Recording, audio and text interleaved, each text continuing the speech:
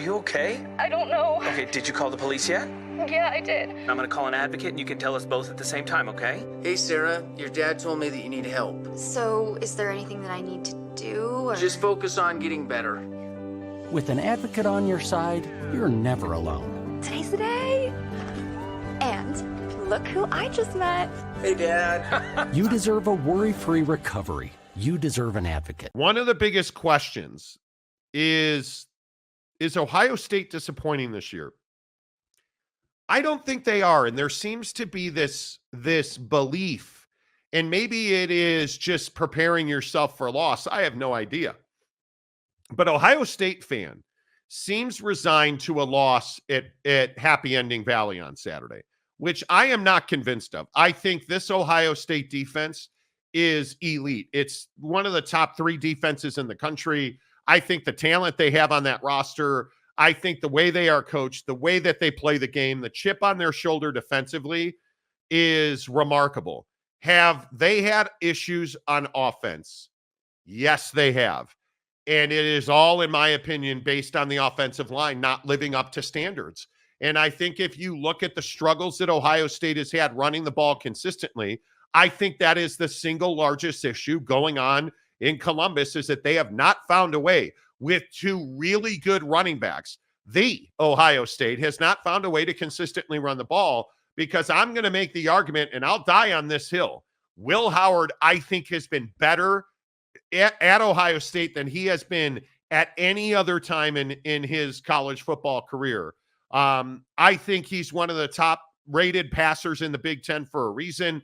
He doesn't make a lot of mistakes. Obviously, we're going to all point to the Oregon game and the run down the middle of the field as the clock expired.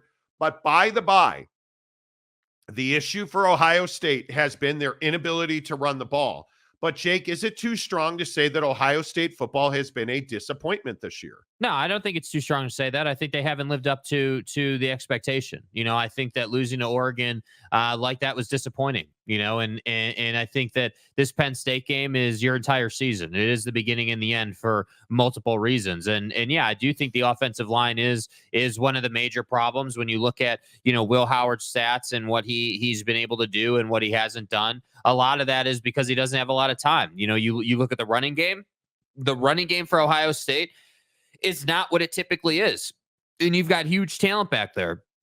So for me, I do think Ohio State's been, you know, somewhat disappointing when you think about their expectations, but the reality is it's all still in front of them. You know, you think about the path to winning a national championship and the path to the college football playoff. This is one of those games for Penn State where you have to have this, or for Ohio State, you have to have this against Penn State. You have to be able to beat Penn State, secure your place in the Big-10, secure your spot in the college football playoff. And then obviously you'll go from there. But if on Monday, after the weekend, we got to talk about how the O-line didn't perform, you weren't able to run the football, you know, Will Howard was under pressure all day. Like, that's obviously not gonna, you know, lead Ohio State to where they want to go. And I just sit here and I say year after year, like, Ryan Day is a great head coach. And I think for all the people who want to die on the fire Ryan Day hill, I think you don't appreciate who Ryan Day is. You don't appreciate where your program is at under him. I understand being upset with the lack of national championships. I understand, you know, being upset with, you know, hey, we haven't been able to beat the best of the best. But the reality of the situation at Ohio State right now is you're making more money in your football program than anybody else in college football and college athletics. And you are in the college football playoff conversation seemingly every single year under Ryan Day. And every single year, Ryan Day has the opportunity to right the ship. And I think that situation for Ohio State is what so many fans struggle with. Hey, we're there every year. We just seemingly can't get over the hump. So I think, is Ohio State a disappointment, or have they been disappointing? Yeah, I think they've been a little bit disappointing this year. With that said, though, I think if you beat Penn State, I think if you go to the college football playoff, you can put all of that to bed, and you can still have a great season coming out of the Big-10. Absolutely.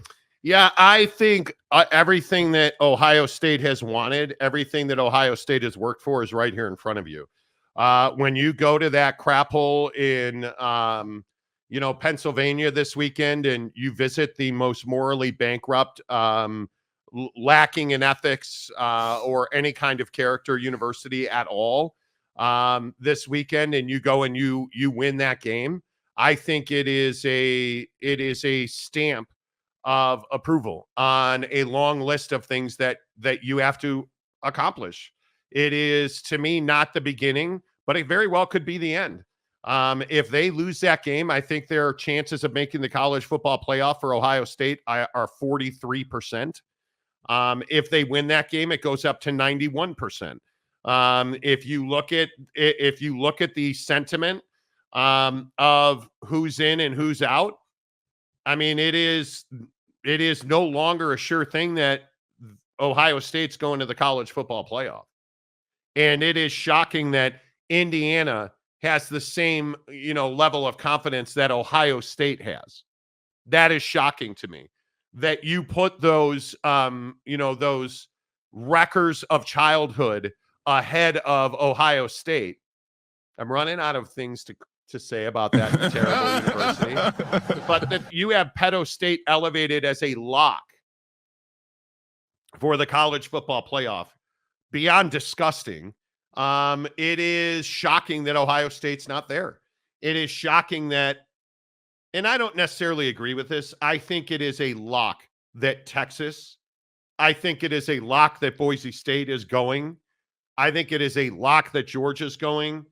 I would be really surprised, really, really surprised if any of those teams didn't get into the college football playoff. Would it be shocking if Miami somehow found a way to not go? Yeah, it would. It would. Because their schedule says they should go. Oregon's schedule says they should go. If you are a fan of childhood and innocence and, living a virtuous lifestyle, you should probably be rooting for Ohio State this weekend. Right. Yeah. I think that, this graphic clearly is pointing out the fact that, you have no loss and one loss teams, right? That's what we're talking about here. And that's what the graphic is built on, in my opinion. Yeah. You look at everybody under the Penn State, Oregon, Miami line, and all those folks have lost. And I think that, the hard part is that I feel like when we ask this question of, is Ohio State disappointing this year? Part of that question needs to be around your reputation, because I think for Ohio State, that's the issue, is that when you look at graphics like this or other ones that are, predicting the playoff, like you look at those other teams and you're like, yeah, Georgia's getting in. Most years Bama's getting in. Like LSU is a fringe playoff team that, sometimes gets in and sometimes doesn't. Like I can look at a team and I can say, hey, this is your reputation. What is your record and strength of schedule say? Yeah. And that's what I think we're being forced to do with Ohio State this year. But I think if they beat Penn State and they do that on the road and they can do it in a I would love to see them beat Penn State by like 10 points. If you can do that, that basically fixes all of this. That proves to everybody, hey, you guys put Penn State up here on this pedestal and we just took them down. And, our only other loss is in a really tight game against Oregon at their place. So you can't have it both ways if you're someone who doubts Ohio State. You can't say that hey, this is not a good team, but then not give them credit for the fact that they're playing all these big ass road games and it's a more difficult situation. And I think that's why you need to win this game. Yeah, I think it's going to be really difficult to go there and win. I think Penn State has a lot of momentum right now. I don't think it matters who they start at quarterback. Obviously, Drew Aller's dealing with a knee injury. I think that it's going to be rough. But if you look at what is in favor of Ohio State, going to the Fighting Paternos in Happy Ending Valley, and I'm not going to give up on it ever. They're only giving up 250 yards a game. They are a dominant team against the run. You look at just about every statistical category, they lead the Big-10 in defense. And whether it is 163 yards passing a game, whether it is, the fact that they only give up 91 yards a game. They're very good. They are very good. And across the board, I think they are the best defense. And I think they have that going for them. Now, offensively, there are some questions to be asked. They're still putting up 471 yards a game, which is wild to me. But that rushing attack at 188 yards a game needs work. And it is. Now, having said that, consider, I think they've only played 7 games. Most everybody else in the league has played 8. Right. I think that matters. They've only scored 282 points. They're averaging, 40 points a game, but I also think it matters who they've played. It doesn't matter to me that you dropped 56 on Western Michigan. It's far more interesting to me that you gave up 32 to Oregon. Yeah, well, and I think, those 32 points you gave up to Oregon were great throws by Dylan Gabriel. I mean, they were. I think, that was the big takeaway for me in that game, was, hey, Dylan Gabriel, is a great quarterback, understands how to place the ball for his receiver, understands where to go with the football. And I think, anytime you play a great defense, you have to have great quarterback play. And that's what I'm looking for out of Will Howard against Penn State. I'm looking for, hey, step up into the pocket and deliver, because that's what you're going to have to do going on the road. We know that Ohio State hasn't been able to run the ball, at a really, really high rate, like high enough where you can overcome, a mediocre passing attack, let's say, on any given week. Yeah. And that's your problem in this game. That's going to be a tough game Saturday. And the thing that I would continue to drive home is you lost to the number 1 team in the country. If that is your only loss, what is disappointing about that? And Ohio State fan, I understand. You don't have the vibes that Indiana has right now. You don't. I think it is a very interesting season in these leagues. You look at the top of the Big-10, you look at the top of the SEC, you look at the top of the Big-12 is a great example.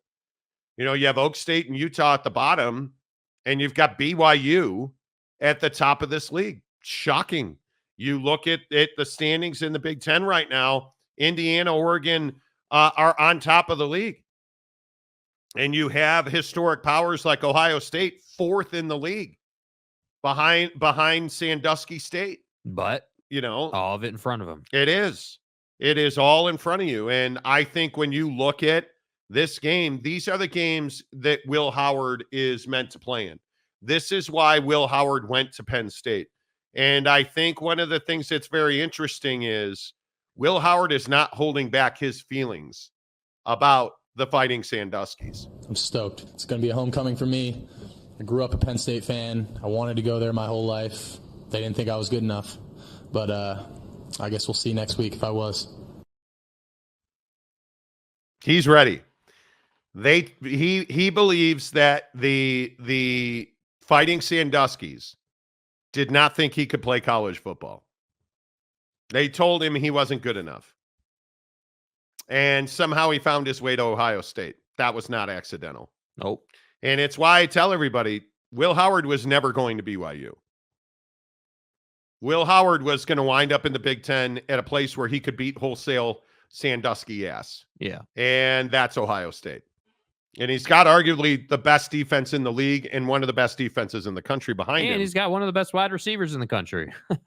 I think the best wide receiver Jeremiah Smith is an absolute stud. And again, it has to be talked about. The concerning thing when you played Oregon was the lack of execution later in that game. Even in the 3rd and 4th quarter, like not the last 2 minutes. Like there are multiple times where down and distance situational stuff where I'm like, man, like let your best guy eat. Let your best guy go out and make plays. What's the point of having a quarterback like Will Howard who's got a cannon and not feeding your best wide receiver? And no, I don't care if they're playing man over. He's better than you. 17 touchdowns, 4 picks. He's number 2 in the league in rating, 183.9. Will Howard's having a good year. Yeah. Again, I go to the offensive line. That's what I think it is. What do you guys think is Ohio State? The direct question is Ohio State disappointing this year? I don't think they are in any way, shape, or form. Daniel Dixon, hello. Maybe Big needs to play 8 conference game like the SEC does. Well, I think if you look at Ohio State's schedule, they hadn't been tested going to Oregon, which was a big mistake in my opinion. If you're truly elite, play an elite schedule. If you look at Akron, Western Michigan, Marshall, Michigan State, Iowa, that was your slate before Oregon. You go to Oregon, you don't execute because it's the first time you've really been in peril. And then you have Nebraska and you struggle against Nebraska. And so now you're going to, that terrible institution that doesn't do anything to protect for sexual assault on Saturday. And are you really prepared for that environment? Well, I would think going to Eugene prepared you for that environment. And that's why I'm going to pick Ohio State to win that game on Friday when we do our picks. Yeah. And I think that Ohio State matches up exceptionally well against that Penn State offense. And we'll see how it all plays out. You're not going to have the luxury of, if you're Penn State, you're not going to have the luxury of breaking off big plays to your tight end. No. And I think that the other thing to consider, too, is that obviously travel is not really a big deal here, right? I mean, this is, by Ohio State standard, this is down the street. No. So, I think that the Oregon game, that was a lot of travel, huge environment later in the day. This is, hey, we're going to get there the day before. We'll be fresh. We'll be ready to go. And you're off and running. And I think that, to me, I don't know. Like, it's easy to pick Ohio State in this game. But the thing that really concerns me is the execution out of the play calling for Ohio State. They tend to, and it's Ryan Day and company, obviously, they tend to get a little conservative. They tend to not just go right at you the entire game. Like, if I'm Ohio State, I've got Quinshon Judkins in the backfield. Obviously Henderson. You've got Jeremiah Smith out wide. Like, you've got dudes. Like, give it to them and let them go beat the hell out of Penn State's defense. Like, that's what this game should be about. This should be about, hey, we understand our offensive line maybe isn't the best in the country, but we need to be committed to running the football early and grinding Penn State out and then letting Jeremiah Smith make big plays. That's what it has to be. When you've been injured in an accident, you need a lawyer, and you deserve an advocate. Insurance companies don't always play fair, but we can keep them in check. Most cases settle out of court, but we'll take your case to trial if necessary. You deserve an advocate. Is the Big-10 truly elite? And I know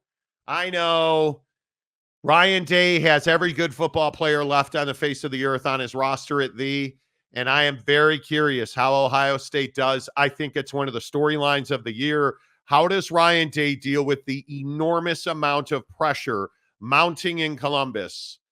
And I think this is exactly what Ohio State should be doing. Put a lot of pressure on Ryan Day. I think the Big-10 has storylines all over the place. How do the new 4 teams do? How does the Pac-12 arm of the Big-10 do? I think personally, and I know we have a lot of Southern California fans, I think USC is a surprise success story in the Big-10 this year. I think there are at least 8 games. I think UCLA is going to struggle to win a conference game. And I wonder truly, what has Jed Fish got at Washington? Is Jed Fish better than a 500 football team? I think we'll find out. And then, of course, speaking of pressure, there's Dan Lanning, who turned down the Alabama job to stay at Oregon. Is Dan Lanning and are the Oregon Ducks a college football playoff team? I think those are the biggest talking points in the Big-10 right now, Jake. Yeah, absolutely. And I think that, the big thing for Ryan Day is there's only one like acceptable result this season, which is a national championship. Like, the idea that anybody's even, questioning what the goal is this year is crazy to me. Like, Ohio State, it's either a national championship or bust. And I think for the Big-10, like, that's a great thing. But the problem is that I'm not that confident in Ryan Day's ability to take his team to Autzen and win that ball game. we're all looking forward to that game. We're all counting on Dan Lanning to struggle while he's sick and talking. But in all seriousness, we're counting on Dan Lanning to show up this year and to win the big game. And I think that, for Dan, it was kind of a ballsy decision to stay at Oregon. I have to say, you had a chance to be the successor to Nick Saban, to go out and take a career-defining gig. But Dan didn't look at it that way. Dan said, hey, let's go be in the Big-10. Let's keep our recruiting pipeline built up. And then from there, we can go out and chase the national championship. So I absolutely think Oregon's a college football playoff team. I think for the Big-10, the only question is how many are going to get in, because I have to believe that Oregon and the are in the college football playoff. Yeah, I'm not ready to rubber stamp Oregon yet. I was really looking at matchups and trying to get ready for that Oregon Ohio State game. And I'll be honest with you, I don't feel like I have a real grasp on what that game turns out to be. I think it's one of the most difficult games to project. I still think it's at Autzen. You have to lean to Oregon. But I think that's arguably the game of the year. It's inarguably one of the games of the year. I am just really, really curious. What does Will Howard look like for the Bucs? What does Dylan Gabriel look like for Oregon? That is going to be, my God, that is going to be a game that if you are not cranking up the smoker, I don't know what you're looking at. Well, and the physicality of Oregon is why I would give them the edge in that particular game. Obviously, Ohio State has, the best athletes. They've got, everything you could want in terms of talent.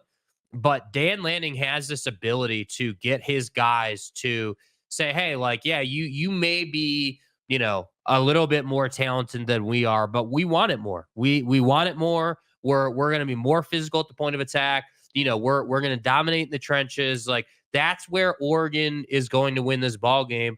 Or that's how they would win the ball game. Because if you let Will Howard just stand back there, obviously bad things are going to happen for you. So that's where I say, I would agree, going to Autzen, you have to favor Oregon. I don't know how you don't. Yeah, I think the Ohio State defense will be the best defense in the country. I don't know that they have a real weakness. Obviously it's make or break for Will Howard, who's got elite speed at wide receiver. He's got one of the best wide receivers in the country. Josh Simmons at tackle as a senior, I think, is absolutely imperative that the 6'5", 310 pounds of twisted steel and sex appeal stay healthy. I mean, I think he is absolutely incredible. Caleb Downs, you know that story already.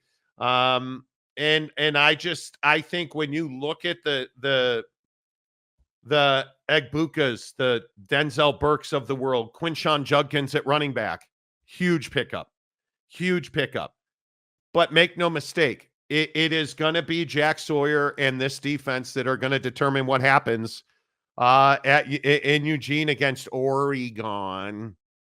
And I think that my feeling is that Ohio State's going undefeated. And I'm sure that I will vacillate back and forth on this Oregon game, right, with Ohio State. But I still think Autzen's one of the most difficult places to go and win a game. But how do you lose games with that much talent?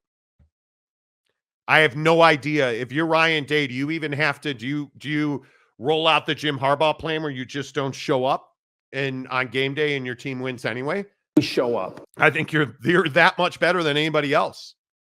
I don't know. I mean, maybe I'm putting too much into Ohio State. Maybe I have too much faith in Lloyd Carr incarnate, which is what I affectionately call Ryan Day. Yeah. But I don't know.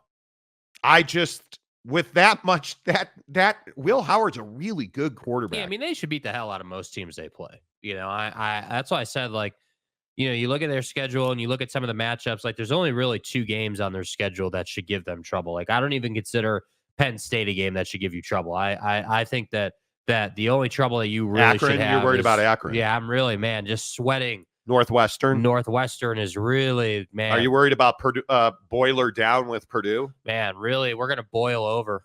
It is going to the games that you have to note. The game that should really worry you is Nebraska.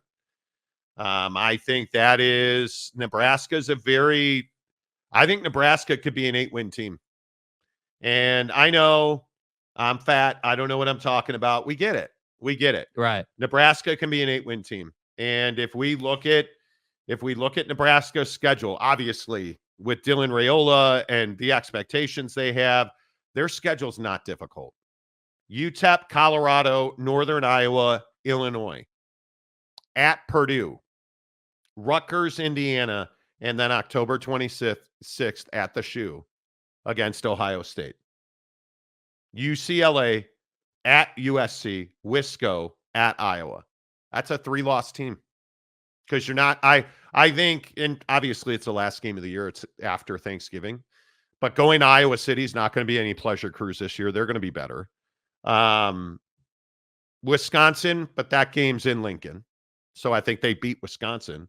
I think their losses are Ohio State, USC, and Iowa.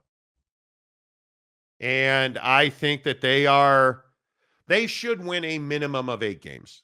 Yeah, I mean, that's how I look at Nebraska. And Matt Rule is obviously, he obviously knows what he's doing, and I think that it's just taking time for him to kind of build that thing up. And obviously the Big Ten really needs Nebraska. Nebraska, obviously hasn't done a bunch of winning recently, but if Nebraska can be better, that only bolsters your chances of getting those college football playoff shares. Because again, I'm just telling you the conversation around like who's going to win the Big Ten, and then also who's going to get into the college football playoff out of the Big Ten and the SEC.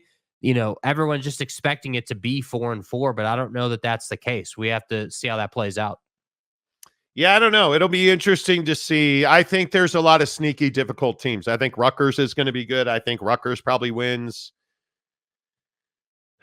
I don't know. Does Rutgers win 8 games? I think probably. I think this conference is going to be better than most people think. I think it's going to be deeper than most people think. And it'll just be a grind. Hey, I think so. I think the Big 12 and the Big 10 are going to be very similar conferences, which again is why I say I think the SEC is going to have a tough time not getting all 37 of their teams into the college football playoff. There's only 12 spots. Right. Vanderbilt's going to the college football. Anyway, the point is, I honestly think an SEC team is going to win the ACC championship. So we'll see how that goes in court. But my point is, Hey, look here, man. Savage. My point is, well, I just snorted my earful. My point is, I think the Big Ten is going to have a legitimate chance to the bottom of the Big Ten is going to be awful. Let's just stop talking. Oh, Monty, but it's Purdue. Joe Tiller is dead and he's not coming back.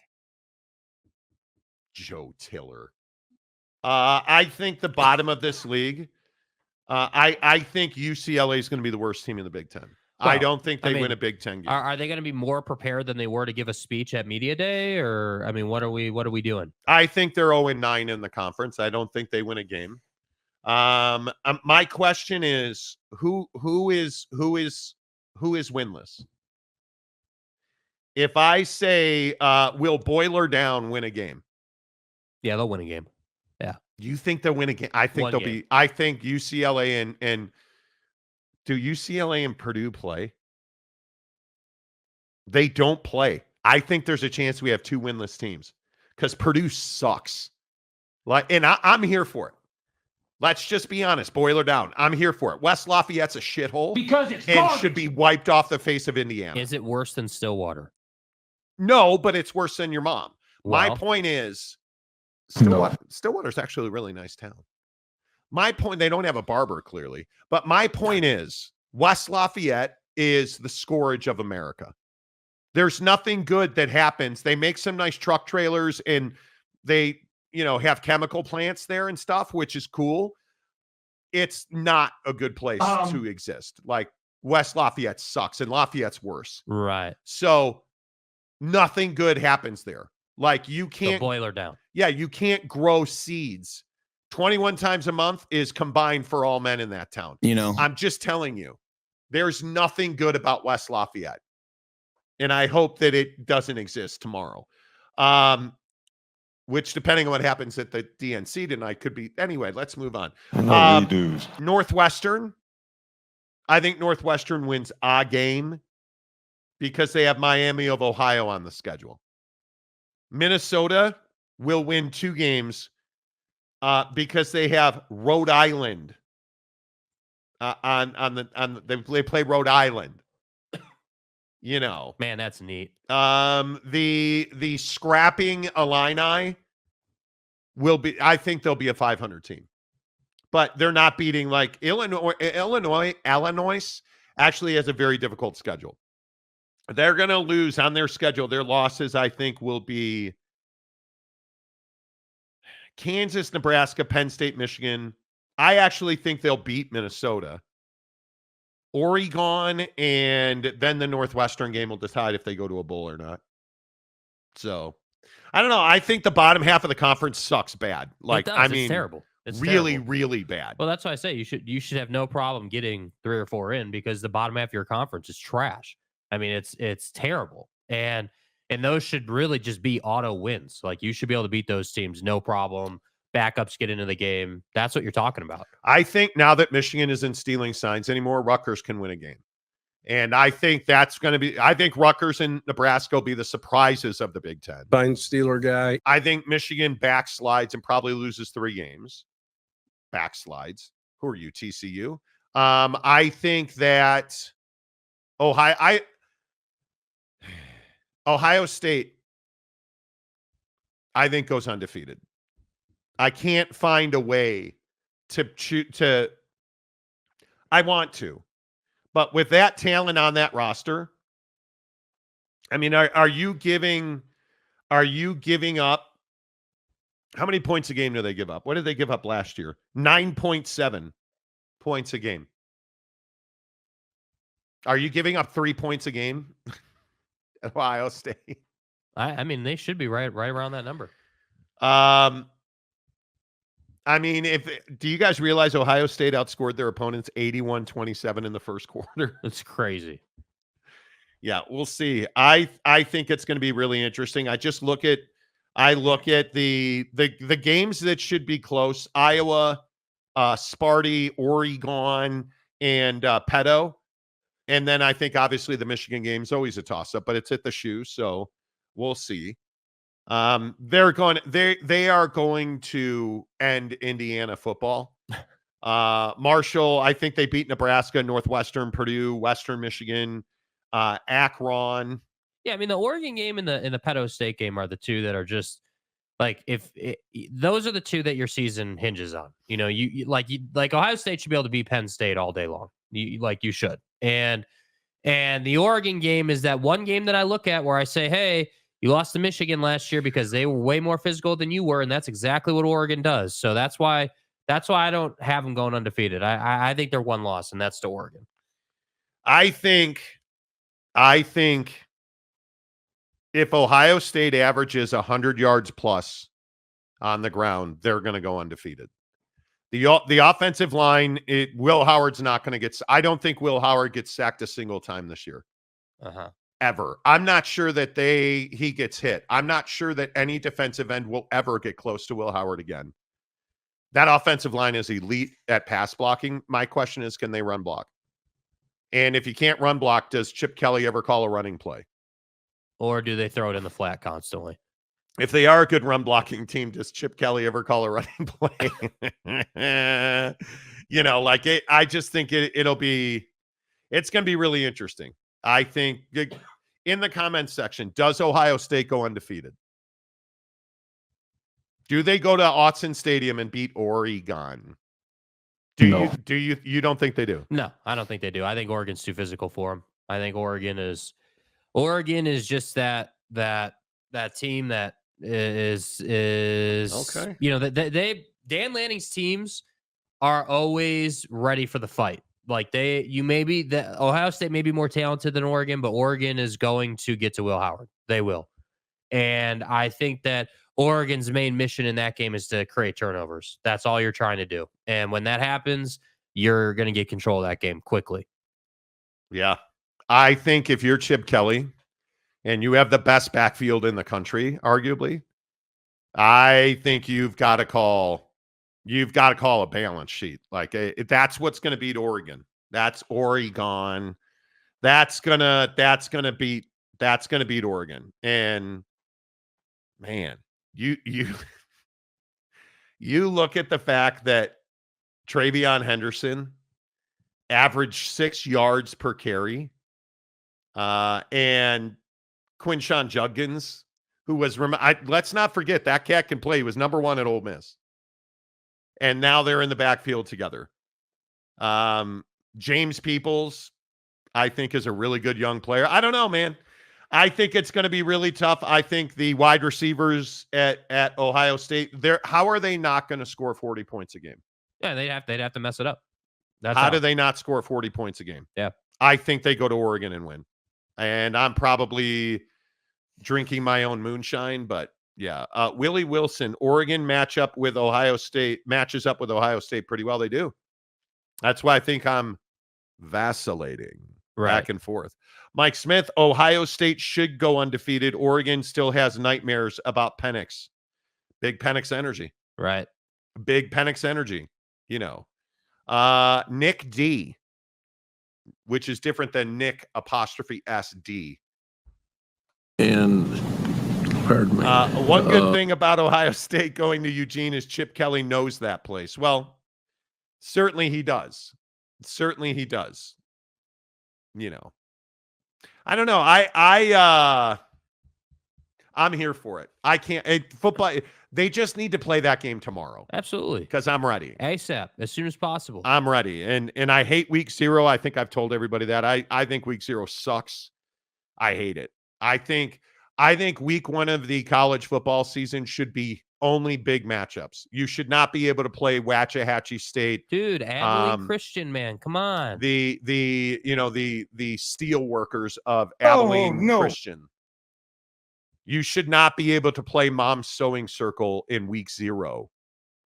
I think we should get Ohio State and Oregon as a week 1 game.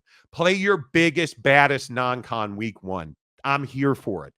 It should be Utah and BYU. We should get big games. I'm here for it. I want it. I need it.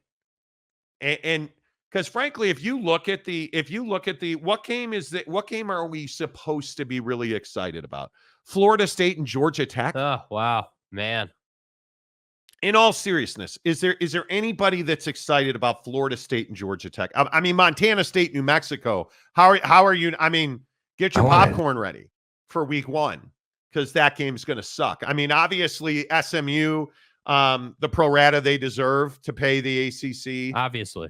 I just don't see the Florida State game does not have me excited. Yeah, I mean, you should be excited about Preston Stone and SMU. I mean, come on. Stay hard. I mean, come on. I mean, clean cut, he's going to do well. If there is justice anywhere in the sports world, the gods will favor Nevada in that game. Not Nevada. They'll favor Nevada. That would be, if they go to McKay Stadium in Reno and lose, I might show up trashed on Monday if that happens. I bet. Are you kidding me? Oh my God. Yeah, that'd be tough. I so badly want Abilene Christian to just go play Tarleton. I don't care. I want big games in week 0. Yep. Bama LSU, week 0. Let's go. I need, and you look at week 1, it gets substantially better, right? It gets substantially better in week 1. And I appreciate that, right? But Utah playing Southern Utah, I'm not here for that. I'm not Kansas and Lindenwood. Well, holy cow. Man, Lindenwood. I'm swole. I'm not here for that. Temple, Oklahoma. Nah, bro. Now, Notre Dame and Texas A&M on August 31st, 10 days from right now, a week from Saturday. I'm here for that. Well, you guys are going undefeated, right? I mean, that's what SportsCenter said. I don't know who you guys is. It'll be interesting to see, like Georgia, Clemson. Kirby, I need Team All SRT to run over Clemson. In God's name, image, and likeness. And Dabo, get his ass fired right we there. We built Done. this program on NIL. That's it. That's at Mercedes-Benz and Joe. We really did. Atlanta. Run his ass over. Get him out of here. And listen, Neil Brown, you got the pedos. They're coming to Morgantown. I am begging you, Neil Brown, please run the ball for 72 minutes in that game. Control the clock. Beat Pedo State. End their season. Well, actually, don't get James Franklin fired because he keeps Pedo State very mediocre. Right. Mediocre. Yeah, what's mediocre? Yeah. And then, of course, I think we're all rooting for South Dakota State. The Boone Pickens, Stillwater, let's go South Dakota State. Right. Yeah. And that's it. Okay. Okay. Yeah, week one's got some good games. The week 0 does not. Yeah. That's where I'm at. McNeese versus Tarleton State is where it's at. Exactly, Marvell. That is. Florida State, Georgia Tech will only be interesting if Georgia Tech is ahead in the game trying to pull an upset, making people switch over to watch. And I think Georgia Tech's going to be better. Or excuse me, the Jackets are going to be better. The Jackets. Do you know the name of the Georgia Tech mascot? Yellow Jackets? Yeah. Wow. Nice job. Thanks. Nice job. For once. Marvell, football is football. This is week 0. These matchups are an appetizer. I won't be watching. I'll flip over Mike. I'm Mike Smith. Tell me why I should watch this game. Daniel Dixon, Iowa's finest. Should be Power 5 versus Power 5 school, no FCS teams. Utopic. But this goes back to the only play, P5s on your schedule and play 9 conference games. Right. Got to have strength schedule. Isn't that this conversation? Isn't that the exact conversation we're having right now? Like, hey, everybody should play, P5 should play P5s. Well, that's what the Super League's about. Because I do think, and I think every school has it where you're playing Tarleton in week 12. Right. Look at Ohio State. They're playing the Little Sisters of the Poor. Boiler down in Indiana in November. Like they're going to beat the hell out of both of those teams. That's 70 points on both those teams, bro. And they go to the Dong Wash at Northwestern. The Dong Wash. What? Bro, what? The Dong Wash? Yeah, the week before Thanksgiving. Do you think that Ohio State would excel at Shower Olympics? Being that they're playing Northwestern, what do you think? What kind of question? Like, you say things like that. And I'll give you the benefit of the doubt that you're coming off of a NyQuil buzz into a DayQuil buzz. And so you're probably not thinking correct. No, you say stupid shit every day on this show. So Dilly. It's true. You couldn't just leave Dong Wash alone to like crop dust the show on, in its greatness. Nope. Couldn't do it. Dong Wash is amazing. It is. And is nobody picking up on that I just compared Purdue to Tarleton? No? Okay, that's fine. San Diego State, Glenn, I'm rooting for Fresno State for a change versus Sign Stealer Guy. Sign Stealer Guy. We covered that. Didn't we talk about that? Sign Stealer guy got a job. Sign Stealer Guy. At the high school level? Yeah, he's a defensive coordinator at some morally bankrupt high school. So, I would love to see Fresno State beat Michigan. I mean, everybody hates Michigan. Obviously. Oak State, James, we were just talking about Preston Stone and his huge joint. Stay hard. You had to go there. You want South Dakota State to beat Oak State? Wow, evil Marty is back. The CAC. Because nobody likes Mike Gundy. Still haven't heard what the punishment's going to be for good old Ollie Gordon. Can you? There is. Well, he's running stairs. I believe he's running stairs. You know, I just have visions of Oak State James standing at the bottom of BPS with like a whip, and he's down there cracking the whip on Oak State. Monty's picking you guys to lose to South Dakota. Whoosh, get up them stairs. I like, see, that's what I think. You like want the entire team running stairs. That's who Oak State James And he's is. got his Buc-ee's sandwich while he's doing it. You know, Mike Smith, rebuke him, James. August 31st, Gig'em. Gig'em? What the hell does that mean? Gig'em. Aaron Wilson, America's best mailman. Good morning, everyone. Have a great day. No, Aaron. You have a great day. Is it hard to organize your mail so it goes to the right address? I've always wondered about that. Aaron is legitimately a mailman. He works in West Lafayette, Indiana as a mailman. Sorry. Okay, nothing. Okay, he didn't hear a word I just said. I just said that you are a really good guy and you have sex every night, and you missed it. I get it. Yeah, no, I didn't.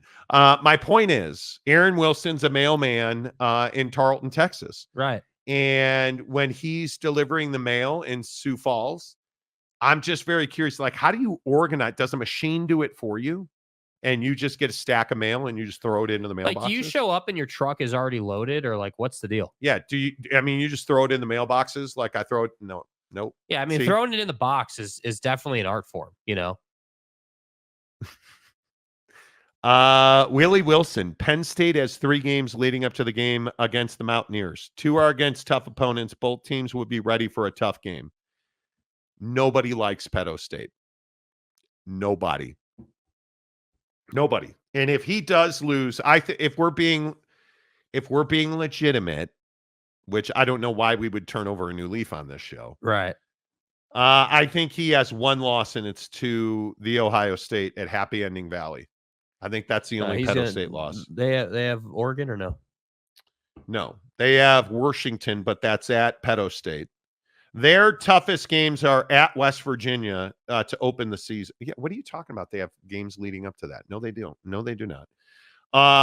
Penn State at West Virginia, August 31st. And then, I mean, he gets out of the gate with West Virginia and then Bowling Green. Wow, man. Urban Meyer's no longer the head coach of Bowling Green. It's Division I football. Big step up to Kent State. And then Illinois. These are all at home. UCLA goes to Happy Ending. At USC. See, that's one where I would say, hey, you might lose. Lincoln Riley sucks as a coach. What are you talking about? Well, no, he sucks in the playoff. He doesn't suck in the regular season. Well, at Penn State, they suck all anyway. At USC. Really did. At Wisco, Ohio State, Washington, at the hellhole known as West Lafayette, at Minnesota, and then home for Maryland. Maryland's going to be interesting too. That's a 1-loss schedule. No, they'll lose another game, bro. They'll lose to Ohio State and they'll lose one more. Hey, from your mouth to God's ears, kid. Like, they're a 2-loss team. I mean, let's hope. I hope they're a 7-loss team. Like, I hope Penn State never wins another game. Penn State versus West Virginia is the first game for each. I don't know, Willie, what you're talking about here with 3 games leading up to it. Yeah. UW fan, Jim, I'm no Ducks fan, but they rock the portal and we're already very close. Yeah, but then what did Ohio State do? If Ohio State wasn't close. Look, it's going to come down to that late game execution. I mean, that if you're an Oregon fan, that's where, you know, I think you have to have some hesitation about playing big games because that late game execution on a Dan Lanning wasn't great. Yeah. Hey, I'm not shying away from it. Yeah, You're like on the verge of coughing. Like, I love it. Yeah, I love it. I think I don't feel bad for you. San Diego State Glenn does. I'm just being a dick. But what else would I be? Just ask. Does BYU have a starting quarterback yet? I talked to a guy at BYU yesterday who says it's Jake Retzloff. And again, and I know I've said this 100 times over the last 5 days, Jerry Bohannon's a good quarterback. He's had one good stretch in camp where I heard about this play. Talking to this guy at BYU yesterday, I heard about this play that Bohannon had in week 2, I guess it was, which was not even a throw. It was a run. And yeah, I agree. Jerry Bohannon is probably a better runner than Jake Retzloff is, who's a really good runner. But Bohannon's very fast. He has got size and he's fast. But you look at the dime pieces that Jake Retzloff is putting down. I mean, the guy is throwing the ball. I don't know when. I'm trying to be optimistic about BYU. This is a better show when BYU wins games. 100%. But we don't watch BYU games, so just so we're all clear on that. Or Jazz games. Yeah, or Jazz games. We're a Utah show. Don't forget that part. But let's get something straight. If BYU goes with a 2-quarterback system, I will hit Jake's toes with a sledgehammer. I'm not here for it. That's not how you win games. You need to pick a guy, and he needs to be your dog. You need to pick a dude, Jake Retzloff, and ride with him for the next 2 years. He's a junior, and I think he's technically a redshirt junior. He's a junior who's ready to play. And again, in the comments section yesterday, I love everybody that's like, oh, I saw what he did last year. Oh, so quarterbacks don't get better. Guys with no spring ball or really fall camp who's coming off of surgery and was not supposed to play last year, and you just threw him in as the quarterback. Yeah, he can't improve on that. Like, BYU fans, as you are passionate, you are also negative. And I don't understand it. Totally agree. Sean Rollins says Tarleton, Texas. Right. I'm saying, right? I don't mind getting sick. Just why don't you just don't cover I didn't cough towards you. Don't cover your mouth. It's fine. Cover your god. When the super hi. See? Told you. Already doesn't make you feel responsible. You should.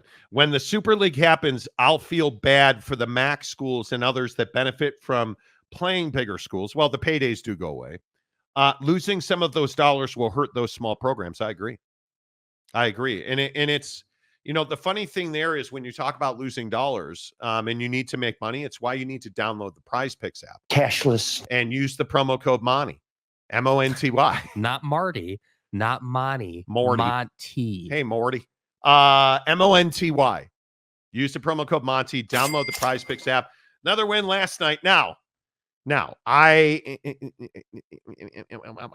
listen, you jamokes. Let me tell you about the New York Yankees. Monty. Okay. They lost last night, but I would very much like to thank Aaron Judge because as a simp, I went back to Aaron Judge in Prize Picks. Guy came through. I needed 2.5 hits, runs, and RBIs last night. And my guy, 2 for 5, a run and 3 RBIs. Big pimpin', right? And then, of course, because I'm a masochist, and if Prize Picks would open, there it is.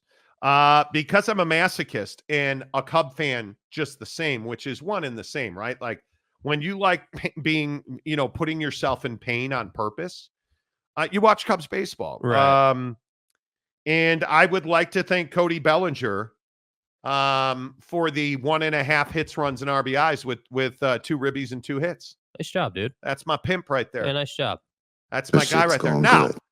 Now on the negative part of it, and a lot of this is because, well, I'm a degenerate kind of, dude. Somebody needs to call this somebody needs to call the Seattle Storm. You did not play WNBA basketball. I will admit that I don't know shit about the Seattle Storm. The Dub.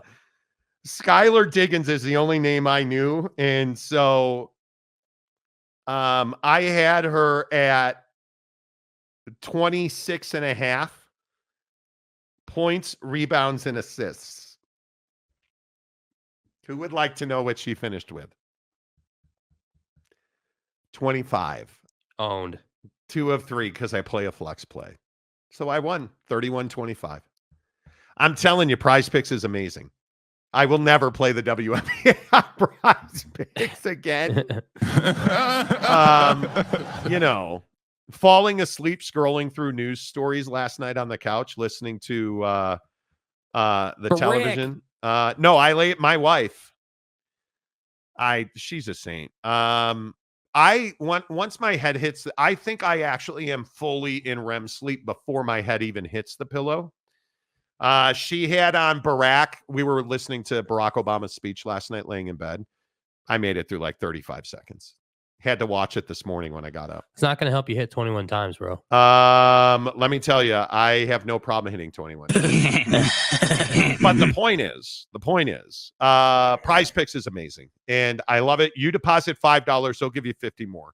It's as simple as this. Download the Prize Picks app on your phone, open a new Prize Picks account. What do you think is the most profitable sport on Prize Picks? Golf? Your mom's nightlife. Golf is the easiest to win. College football is second and NFL is third. Major League Baseball is fantastic. I win probably 4 out of 5 baseball plays. I do.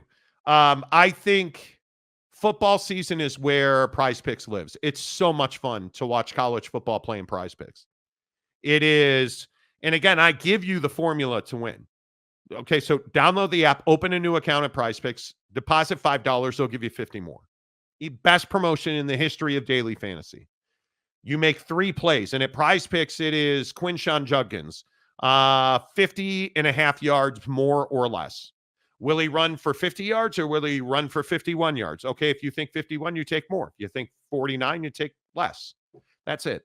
Dad? Honey, what's wrong? I got in an accident. Are you okay? I don't know. Okay, did you call the police yet? Yeah, I did. I'm gonna call an advocate and you can tell us both at the same time, okay? Hey, Sarah, your dad told me that you need help. So, is there anything that I need to do, or...? Just focus on getting better. With an advocate on your side, you're never alone. Today's the day. And look who I just met. Hey, Dad. You deserve a worry-free recovery. You deserve an advocate. And there was all this talk over the weekend about Florida State's going AAU to join the Big-10. Florida State's efforts to become AAU accredited is not new. It is something that is significant. It is believed, although not on paper, not ever spoken, that if you'd like to become a member of the Big-10, you must be AAU accredited.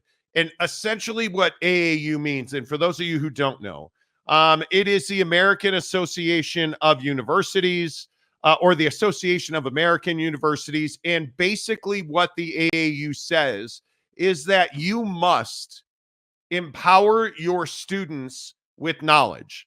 You must give them knowledge. You must give them the resources, both financially and physically, to use science and innovation to take that knowledge and develop it. That's essentially what the AAU is about. That is research money, but behind all of that, there are significant dollars that universities have to spend in order to facilitate that, and what a lot of people describe as the weaponization of knowledge, right? There are more faculty expansion. You have to have new departments added that are specifically designed to, A, get you more research money from the federal government. And really the only way at the institution level in education in this country to get the highest amount of federal money is to be AAU accredited. And it takes a lot of resources. Human beings, you basically are committing to building new buildings on your campus. You are committed to expanding, and I mean exponentially and significantly expanding your faculty. And this is where the rubber meets the road at Florida State. They have tried in the past, for going back to really 5 years at this point, they have tried to do what needed to be done, if you will, to get AAU status. They have not been able to do that.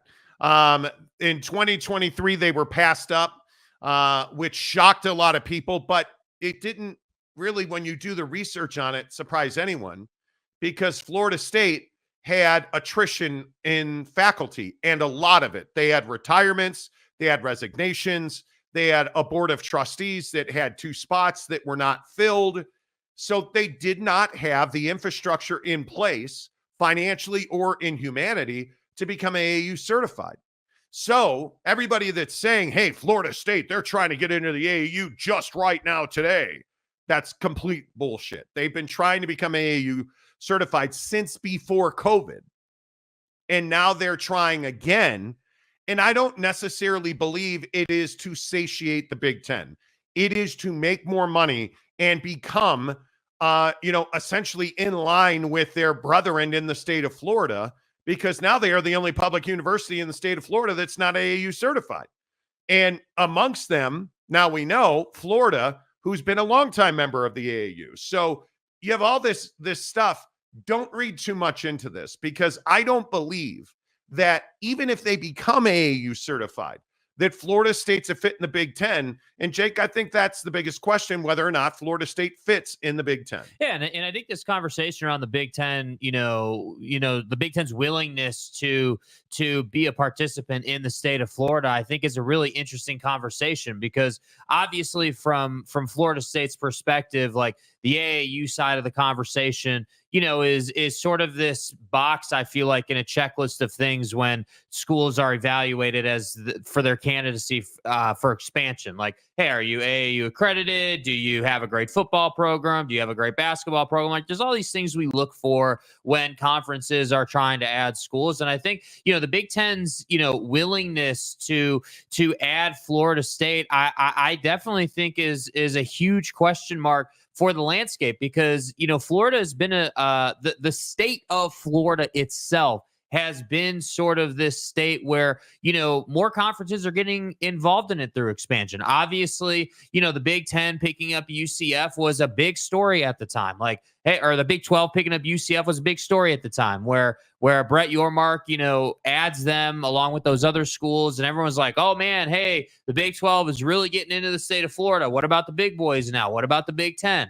And I'm not sure that the Big Ten is more wanting to have a school in the state of Florida than they would be to actually add Florida State, because it goes back to this conversation of Florida State isn't necessarily a super, attractive or desirable partner at this current time. So this narrative that, well, they're trying to get AAU certified so that their attractiveness, or so that they're more attractive to the Big Ten, is just that. It's just a narrative. That it's not like, the Big Ten said to Florida State, hey, if you're AAU certified, hey, you've got, you're getting into the conference in 3 years or 5 years. That's not what's happening here. And I feel like that's what's been characterized, that the Big Ten somehow has some under the table deal with Florida State. And that's not the case at all. I think this is just yet another storyline where people want so desperately for Florida State to get out of the ACC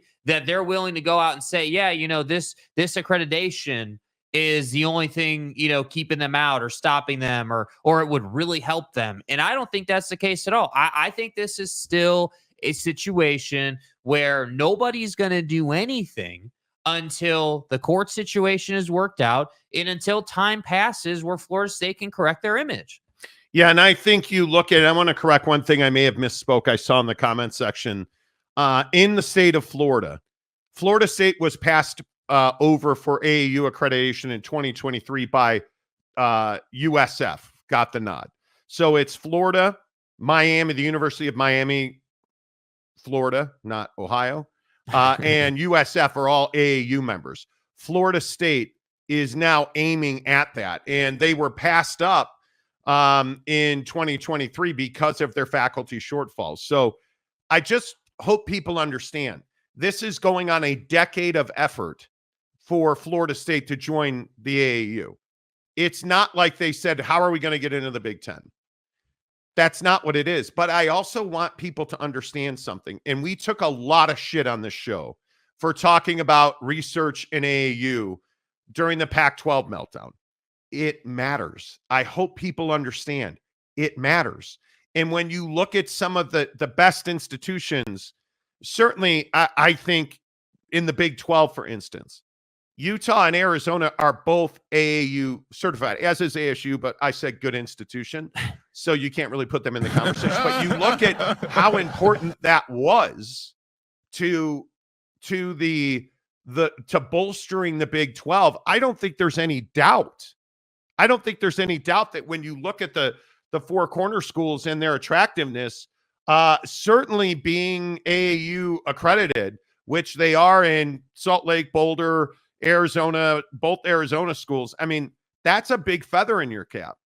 And I just think it's so difficult to get there. It is so much money. It is so much humanity. And we're talking about a very specific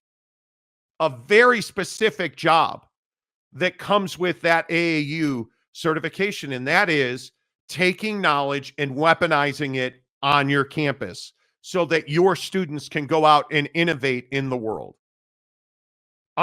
Think about the gravity of that.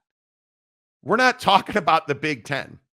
We're talking about becoming a real difference-making university, which is why it's so important. So, again, I just encourage you, when you see headlines like this coming out of Nowheresville, which is what this is, don't tie Florida State going through the process of AAU certification again. By some odds, I was reading I think it's the Tallahassee Democrat or whatever the fucking paper down there is, saying that this is the fourth cycle of Florida State trying to get AAU certified. And it's not easy. So the idea that they'd be like, yeah, we need to get into the Big 10. Let's do it. I mean, people are treating it like you could just like pay a fee, you know, like an entry fee, and all of a sudden you get a gold sticker that says you're certified. And it's like, dude, that's not what it is. And I remember, it's funny you bring up the Pac-12 thing, because I remember talking about all these different situations. And even in the Big 12, we've talked about it, where it's like, oh, well, you know, Stanford and Cal, you know, they would be really valuable as educational partners because they're so strong on that side. But is that side of the conversation worth it if their athletics department is struggling in the way it's struggling right now? Because that's the conversation, right? For Florida State, it's the exact opposite. Really strong in athletics, like right, obviously making revenue, but you don't have this certification. You're not on that level on that side of the university. So I just think that it depends what perspective you're having the conversation from. If you're a leader of a conference, if you're a commissioner, if you're a president at an institution going into these meetings, you want to be as strong as you can possibly be on both sides of the ball, if you will. You want to be really strong in education, and you want to be really strong in athletics. And if you're a school that's looking at trying to get to a different conference, yeah, this kind of accreditation is valuable. But the characterization that they're only now doing it to try to get into the Big 10, I actually think is kind of disrespectful to Florida State, number one. But then number two, it's also disrespectful to the Big 10, because you're sitting here saying, well, you know, it's not on paper, but, you know, the Big 10 only takes schools with that accreditation, which, you know, I just think isn't fair to the conversation. And I think you look at the names that are on this list, whether it's Brandeis or MIT or, you know, all of the UC schools. Hell, Arizona State only became AAU in 2023. Like, you look at the universities that comprise the membership, man, it is heavyweights. It is meaningful. And again, I know people are going to mock me because I say that research matters, and it's why Utah, and I continue to say this, Utah is one of the most underrated institutions in the country because it is stocked with administrators and policymakers who understand that football just doesn't matter in the grand scheme of things. And I know that's hard to digest. I know that people lost their shit about it. Yeah. I totally get it. When we're talking about Florida State getting AAU accreditation, it has zero to do with athletics. I mean, it just does not matter. And I think when you look at the Big 10, oh, well, listen, Morty, if it doesn't matter, why is the Big 10 so hard over it? Well, the reason that the Big 10 is in my opinion, the reason that the Big Ten is so adamant about only having AAU membership is because it is a revenue generating operation. And when you look at the research money that the Pac-12 was making, again, another thing that we told you exclusively on this show is that you look at why did Utah specifically, why did Utah wait so long to leave the Pac-12? Well, because they were going to the Big 12, and the Big 12 is notoriously short of AAU institutions, which means it's going to cost them money. Well, and it's interesting, like with the Pac-12, you remember all the jokes that people made about like, hey, like their education first, athletics second, like the arrogance in the educational side of all these schools. Like, I think it's a really difficult thing because you, of course, want to be part of this very select and exclusive group. It absolutely adds value. But what did it take Utah? I think it took Utah almost a decade. Yeah. Like, this isn't a short process. When did they? I think they became AAU accredited in 2019, and I think it took them almost a decade to meet the bar, because you and I don't mean to be redundant, but you have to have every corner of your universe on board at your university because it's really expensive. And I happen to be fortunate enough to live in the great state of Utah. You look at the facilities that were built on that campus, you look at the influx of educational talent and the minds that were brought into the University of Utah. You look at the way that the president, Taylor Randall, you just look at the way the management structure there took their university and overhauled it just to become AAU certified. I mean, you're moving mountains, especially when Utah's not the largest university in the country. I can tell you that right now. Yeah, November 6, 2019 was when they got their invite to join. So less than 5 years ago. Yeah. I mean, you're talking about a process, but it makes you so much money. And the other thing that I think people forget, and I really, again, I know the Neanderthal hyena just doesn't give a shit about this, but you better. Do you know what AAU certification also allows you to do? Well, you can attract a better cut of, educator. You get a better president. You get better boards of trustees. You get better donor money. You get better professors. You get the higher cut of student. That's what you get. That's what comes along with it. You get Nobel Peace Prizes. You get the elites, which you are not going to get. Do you understand how many professors will not go and work for a university that's not AAU accredited? Just won't. Like, that to me, again, I know we think sports is the only thing that matters. It does not matter.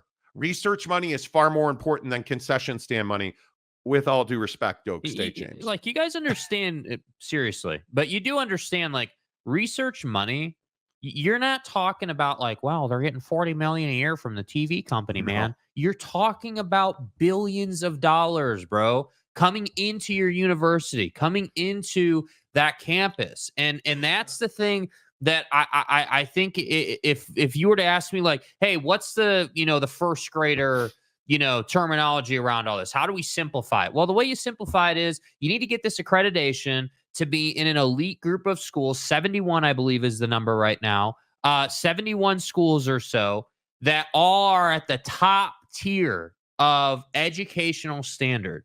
And getting to that level in combination with a well-run athletic department makes you incredibly attractive when expansion comes and goes in the football landscape or the athletics landscape. But it is not something where it's like, well, we better get accredited because if we get accredited, we're instantly joining the Big Ten. And the other thing I think Florida State fan spent zero time looking at over the weekend, do you guys understand AAU is not new?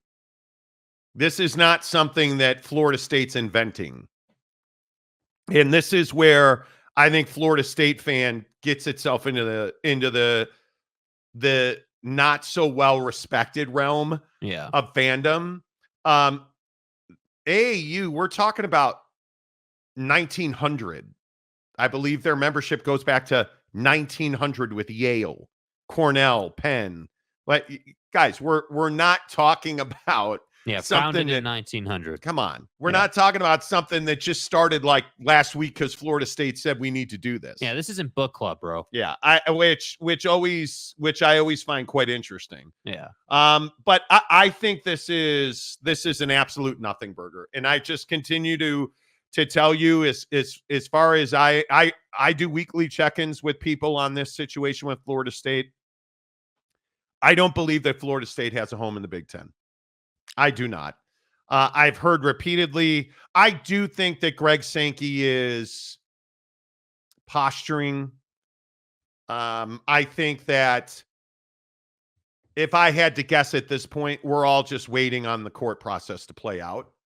And I think nothing happens I don't believe they ever leave the ACC because I think as far as football goes, I don't believe that they'll be an ACC member because I think we're going to a Super League. And I think they would be foolish to leave the ACC for their other sports.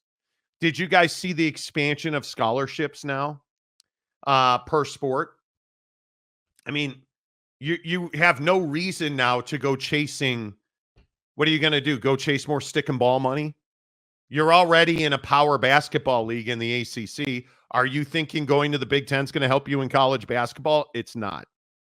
It's not. Florida State, in my opinion, is not going to leave the ACC. And I think as far as football goes, I think we're going to a Super League in 3 seasons from now.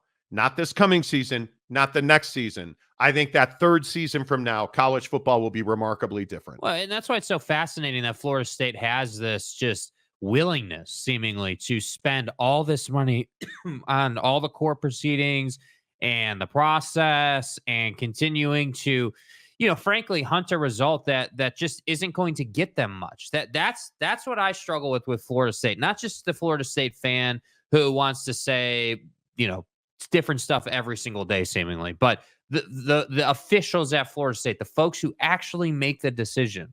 You can't tell me they haven't heard the smoke and the conversations around the Super League coming and that, frankly, is on the horizon. Like, you can't tell me they haven't heard that stuff. So the idea that you would continue to spend all this money trying to, I guess, be right is crazy to me. I don't know why you wouldn't just let it, just slowly and quietly, just let it die off. Like, you don't even have to put out a statement. Just let the court stuff die off. Be quiet. Let it cool off. Yeah. Go out and win some football games. Get into the playoff, and then see what the Super League brings. I mean, I don't know why you wouldn't do that.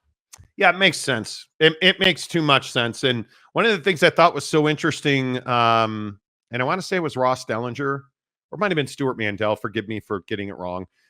When they tweeted this list of the roster expansions by scholarship, and then the revenue generation attached to that. Do you guys understand that?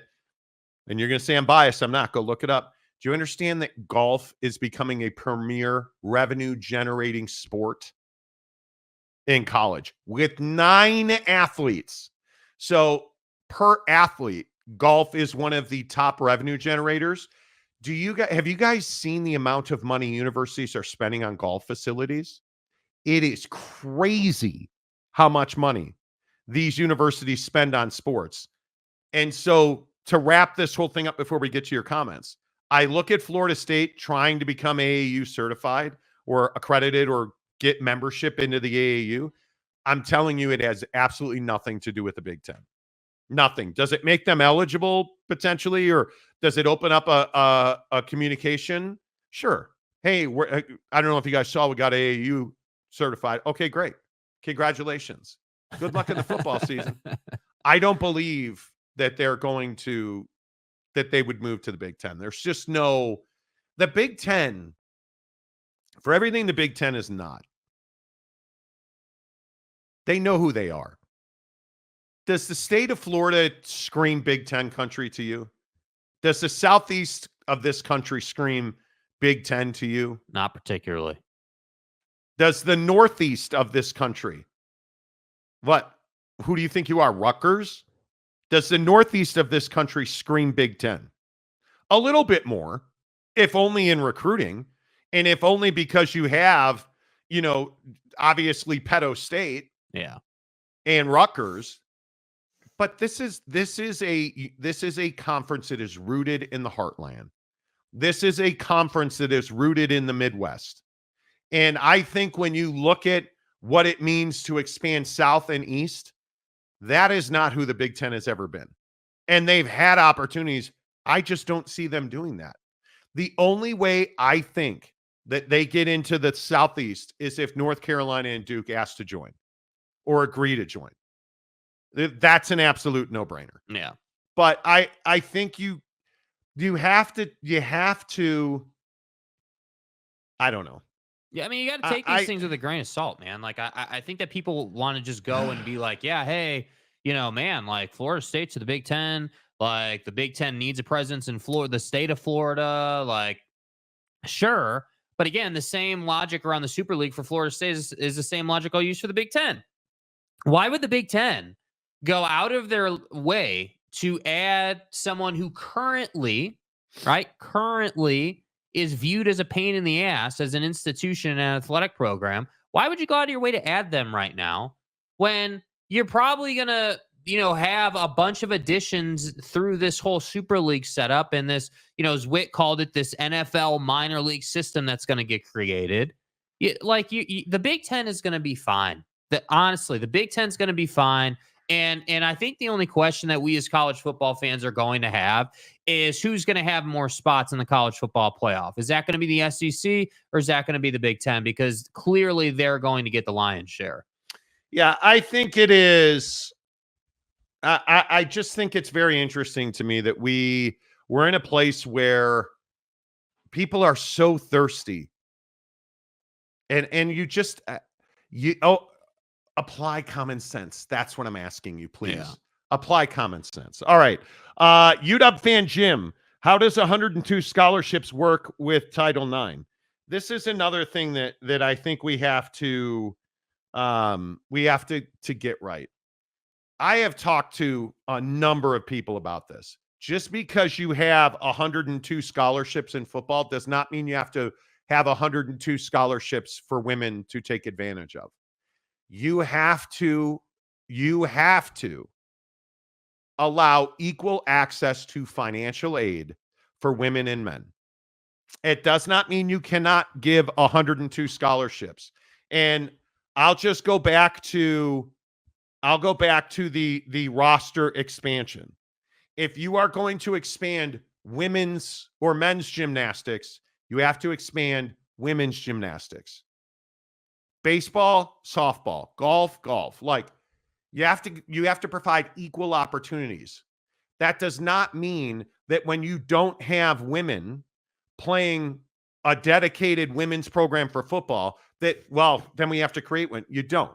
Do you have to allow a woman if she wants to try out for your football team? Yes, you do. You have to allow her to do that. You can't deny her based on gender. You cannot limit female athletics' financial opportunities in any way, shape, or form. You have to provide equal financial opportunity at the scholarship level for men and women. That's what Title IX is about, equal opportunity. And you cannot deny people based on their gender. And when you look at the roster expansion, you're getting equality in that now the swim scholarships are exactly equal. The golf scholarships are exactly equal. Gymnastics scholarships are equal. If you look across the board, it's equal. That's what Title IX is about.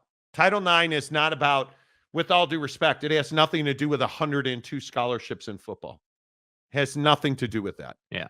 It is, there's this big misconception that Title IX, that I think you have to understand what Title IX is. Equality in opportunity. And at the NCAA level with scholarships, it is providing the exact same financial opportunity for men and women. Well, and I think that this thing with the 102 scholarships in football and like how Title IX affects that, Like, I think what nobody points out is that I don't know that most women would want to play the sport of football.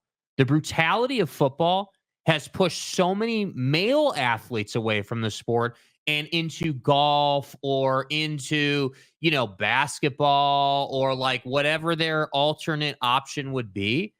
Like, there are so many options for women in collegiate athletics, like more than there's ever been.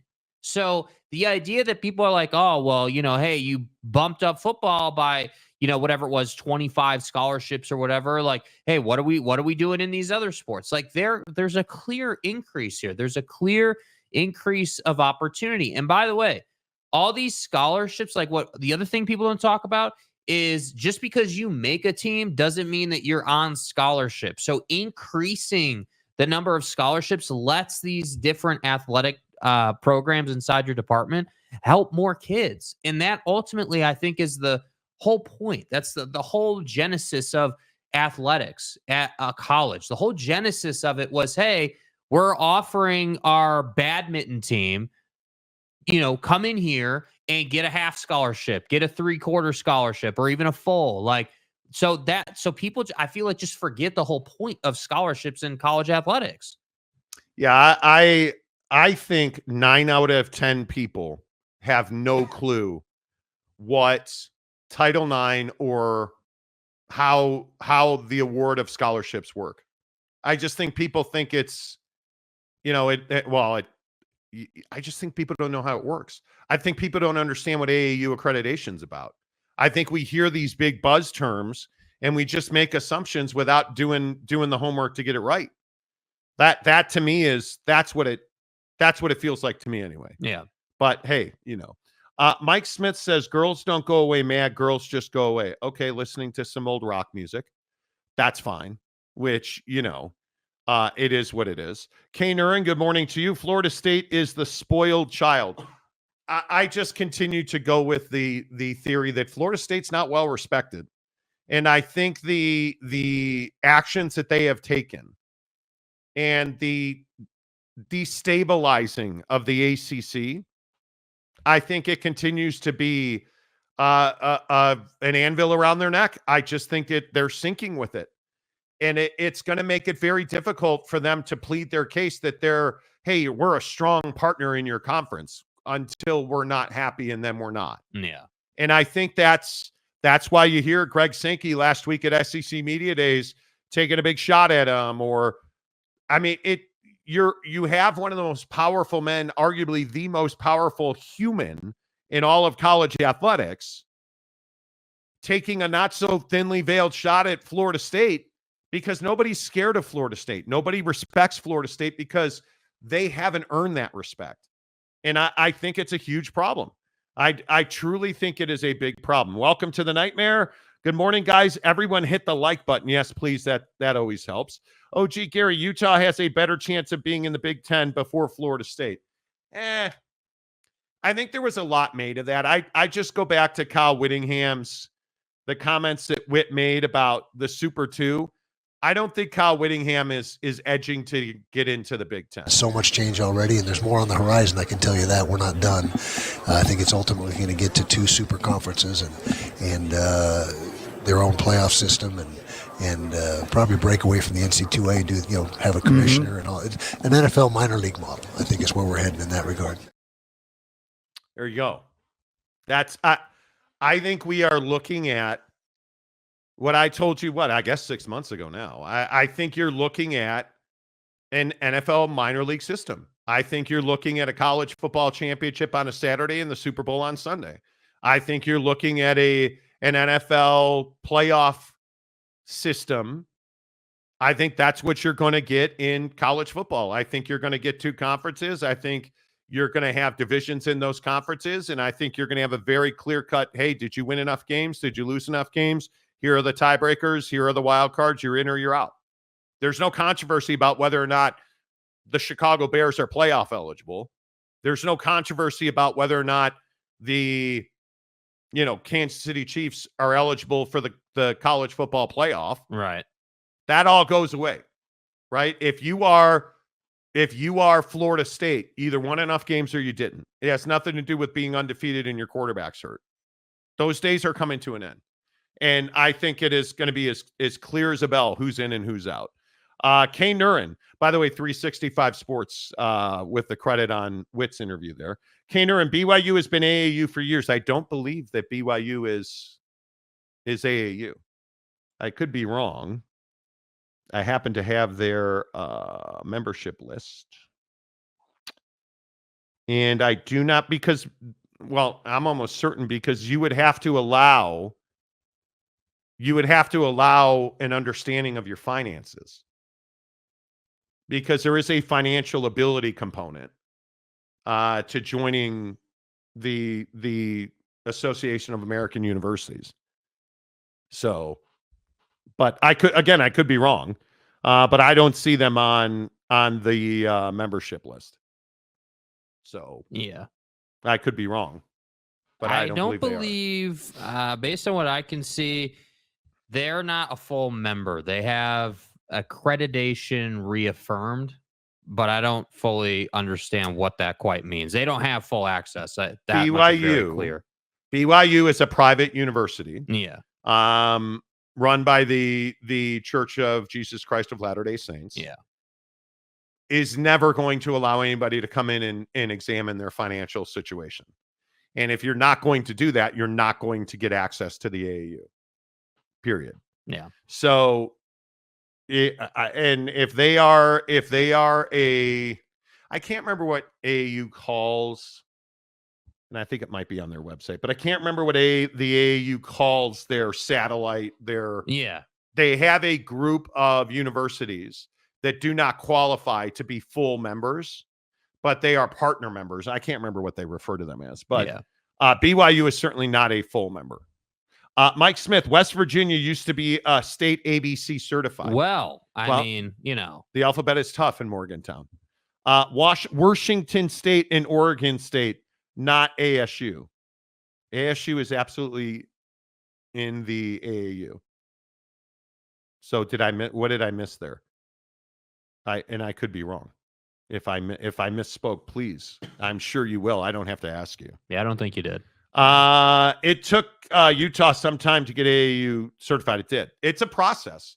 And again, I hope people understand it's not easy to get AAU certification. It is, you have to, again, just the financial obligation, the financial weight that it takes to hire the staff and build the infrastructure and the support. Because again, what is it? AAU is 100% about taking knowledge, growing knowledge in your amongst your students, who can then take that knowledge and develop it in your programs and on your campus for the purpose of research and development.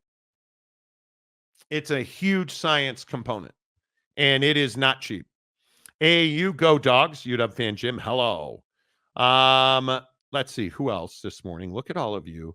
OG Gary, what the hell are you even talking about, Kaner? And BYU is not AAU accredited. Go check the list of AAU schools on their website. BYU is not Penn State. Jeez. Take it easy. Yeah, hating a little bit there, Gary.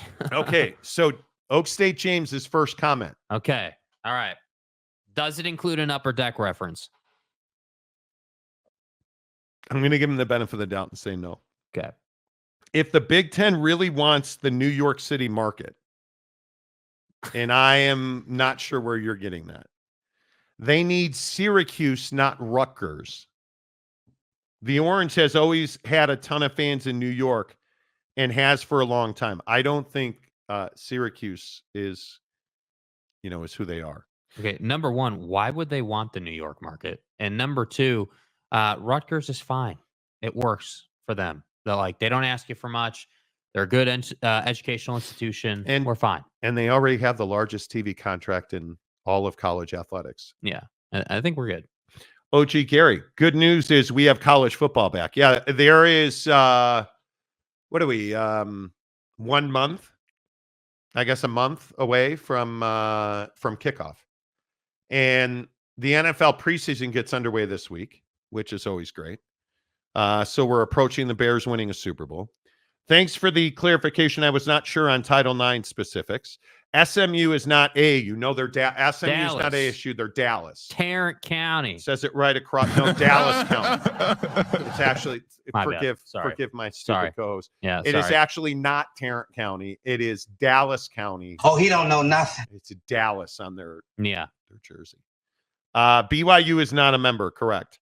OG Gary, they are not AAU. Yeah, hey, guys. Hey, they're not AAU, okay? All right, good talk. The BYU Utah face punching will never get old on this show. It just won't. And we can sit here and we can go round and round about it. But this game, you find me a game with more vitriol than BYU and Utah. And I've been around a lot of rivalries. And it's not Washington State, Washington. It's not USC, UCLA, which has zero heat. It's not Michigan, Ohio State. Utah has won the vast majority of these games in recent times, and yet they still want to stick each other at the line of scrimmage. They still pack shanks in their shoulder pads. Like it is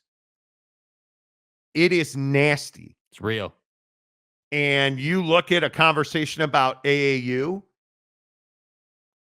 and it's like all of a sudden, BYU is just this crappy university who can't educate a toad and turn them into anything. They're just because it's garbage. BYU is an excellent university. Dad, Honey, what's wrong? I got in an accident. Are you okay? I don't know. Okay, did you call the police yet? Yeah, I did. I'm gonna call an advocate and you can tell us both at the same time, okay? Hey, Sarah, your dad told me that you need help. So, is there anything that I need to do? Or... Just focus on getting better. With an advocate on your side, you're never alone. Today's the day. And look who I just met. Hey, Dad. You deserve a worry-free recovery. You deserve an advocate. The wheels continue to turn in this new realignment, this college football playoff world that we are all now living in. And I think we are on the brink of absolute Armageddon in college sports, because you have this proposal by the Big-10 and the SEC to give its champions multiple bye weeks, not affording the same luxury to the ACC or the Big-12, thereby giving the Big-10 and the SEC a massive advantage in time, rest, and recovery. And I just don't see how you can do this. And listen, I understand that we're in a situation where you are trying to make a cash grab here. That's all this is. You are trying to push everybody else further and further away from a college football playoff championship. And I totally understand your desire to do that. What I don't understand is their desire to destroy college football, because that plain and simply is what this is. And we can sit here and we can go round and round about, what impacts and implications this has on college athletics. But Jake, I don't think there's any way to spin it.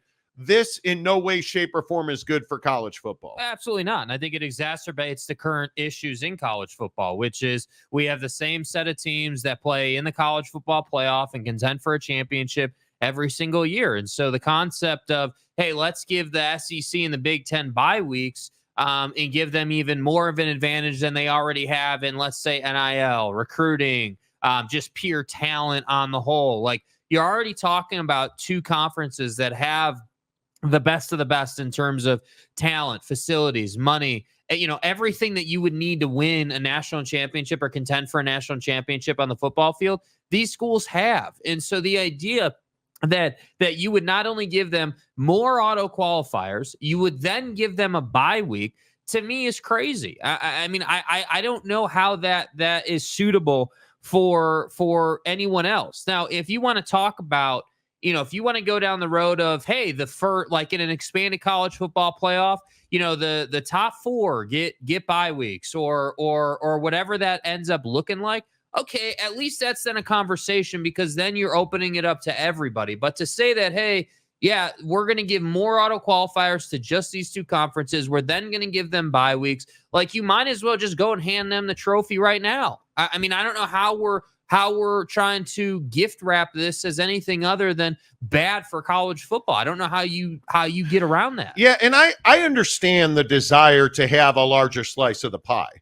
But the minute that you give the Big Ten and the SEC champions bye weeks, which would essentially amount to 3 weeks off, I think you're absolutely handing them the college football playoff championship. That's what you're doing. And I think it's no longer a competition of who the best team is. It is who's got the easiest path. And I think the hardest part is we can sit here and have this discussion about, well, who's the best conference? But what is the Big Ten done to earn this? That's my big question here. Like, what is the Big Ten done to put themselves in this position? Do they have multiple dynasties in their conference? They don't. Have they, like, you look at Michigan winning a championship, it's a huge question of how they did that. Mm-hmm. So even when they won a championship, it is arguably the most controversial championship that's ever been won in most of our lives. What has the Big Ten done to earn that? That is, at some point, we need to stop sugarcoating these conversations where we just give the Big Ten the benefit of the doubt, because I don't think there's giving the Big Ten the benefit of the doubt anymore. Because what have they done? What have they earned? What have they done to position themselves in a place where they can dictate who and when they play? That's the most baffling part of this. Again, the SEC, unquestioned, the best conference in college football. I have no doubt about that. Georgia, Bama, like the titans of the titans in the modern era of college football reside in the SEC. I have no questions about that. Sure, did the Big Ten expand? Sure, they did. What have they done on the field that tells you they should have a conference champion earn a first-round bye for multiple weeks in the new 14-team college football playoff? Nothing. That's what they've done. The Big Ten has been, and until they are not, will be frauds for years. They have never been the most dominant conference in college football. They've never been the most dominant conference in college basketball, at least not in the modern era. Why are we having this discussion about the Big Ten? That's the thing I don't understand. I get it. The Big Ten makes more money than everybody else. That doesn't mean it's a better product. That doesn't mean that Michigan didn't cheat. That doesn't mean that they belong in this position. Bless you, sir. Did I just get Navalny by the Big Ten? I think you did, dude. I think I did.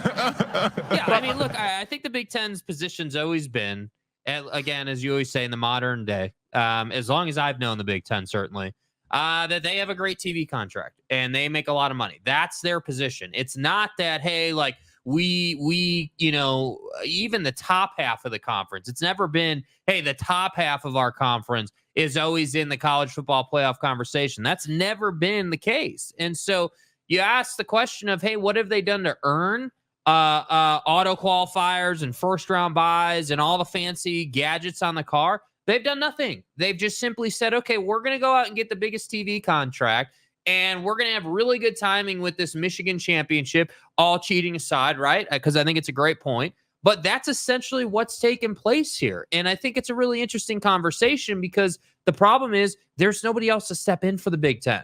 The ACC is not doing that. The Big 12 certainly isn't doing that. No. So the Big Ten is essentially riding a free pass card into this situation because they have the biggest TV contract and they have Ohio State. Those are the two things that truly have put them in the position that they're in. Because I'm not certainly going to sit here, especially after what I saw at the Combine, and say, yeah, Michigan's going to be fine this year. They're going to be the same national championship team that we saw this past year. I'm not saying that because there's no way that that's possible. So I guess the real question is, what does the new Big Ten look like? Does the new Big Ten feature, several teams competing against the SEC for a national championship? Or are we going to get more mediocrity? Because I have to think Oregon's going to be pretty good. You got to think Ohio State's going to continue to be good. But much past that, I'm not sure. You don't forget USC. I'm not doing it. We will continue to differ on that. I'm not doing it. I'm not doing that. USC is going to suck. They're going to be terrible. It's going to be awful. Maybe I'm just dying right here on the air. I don't know. But my point is, I don't get it. I've never understood. Me either.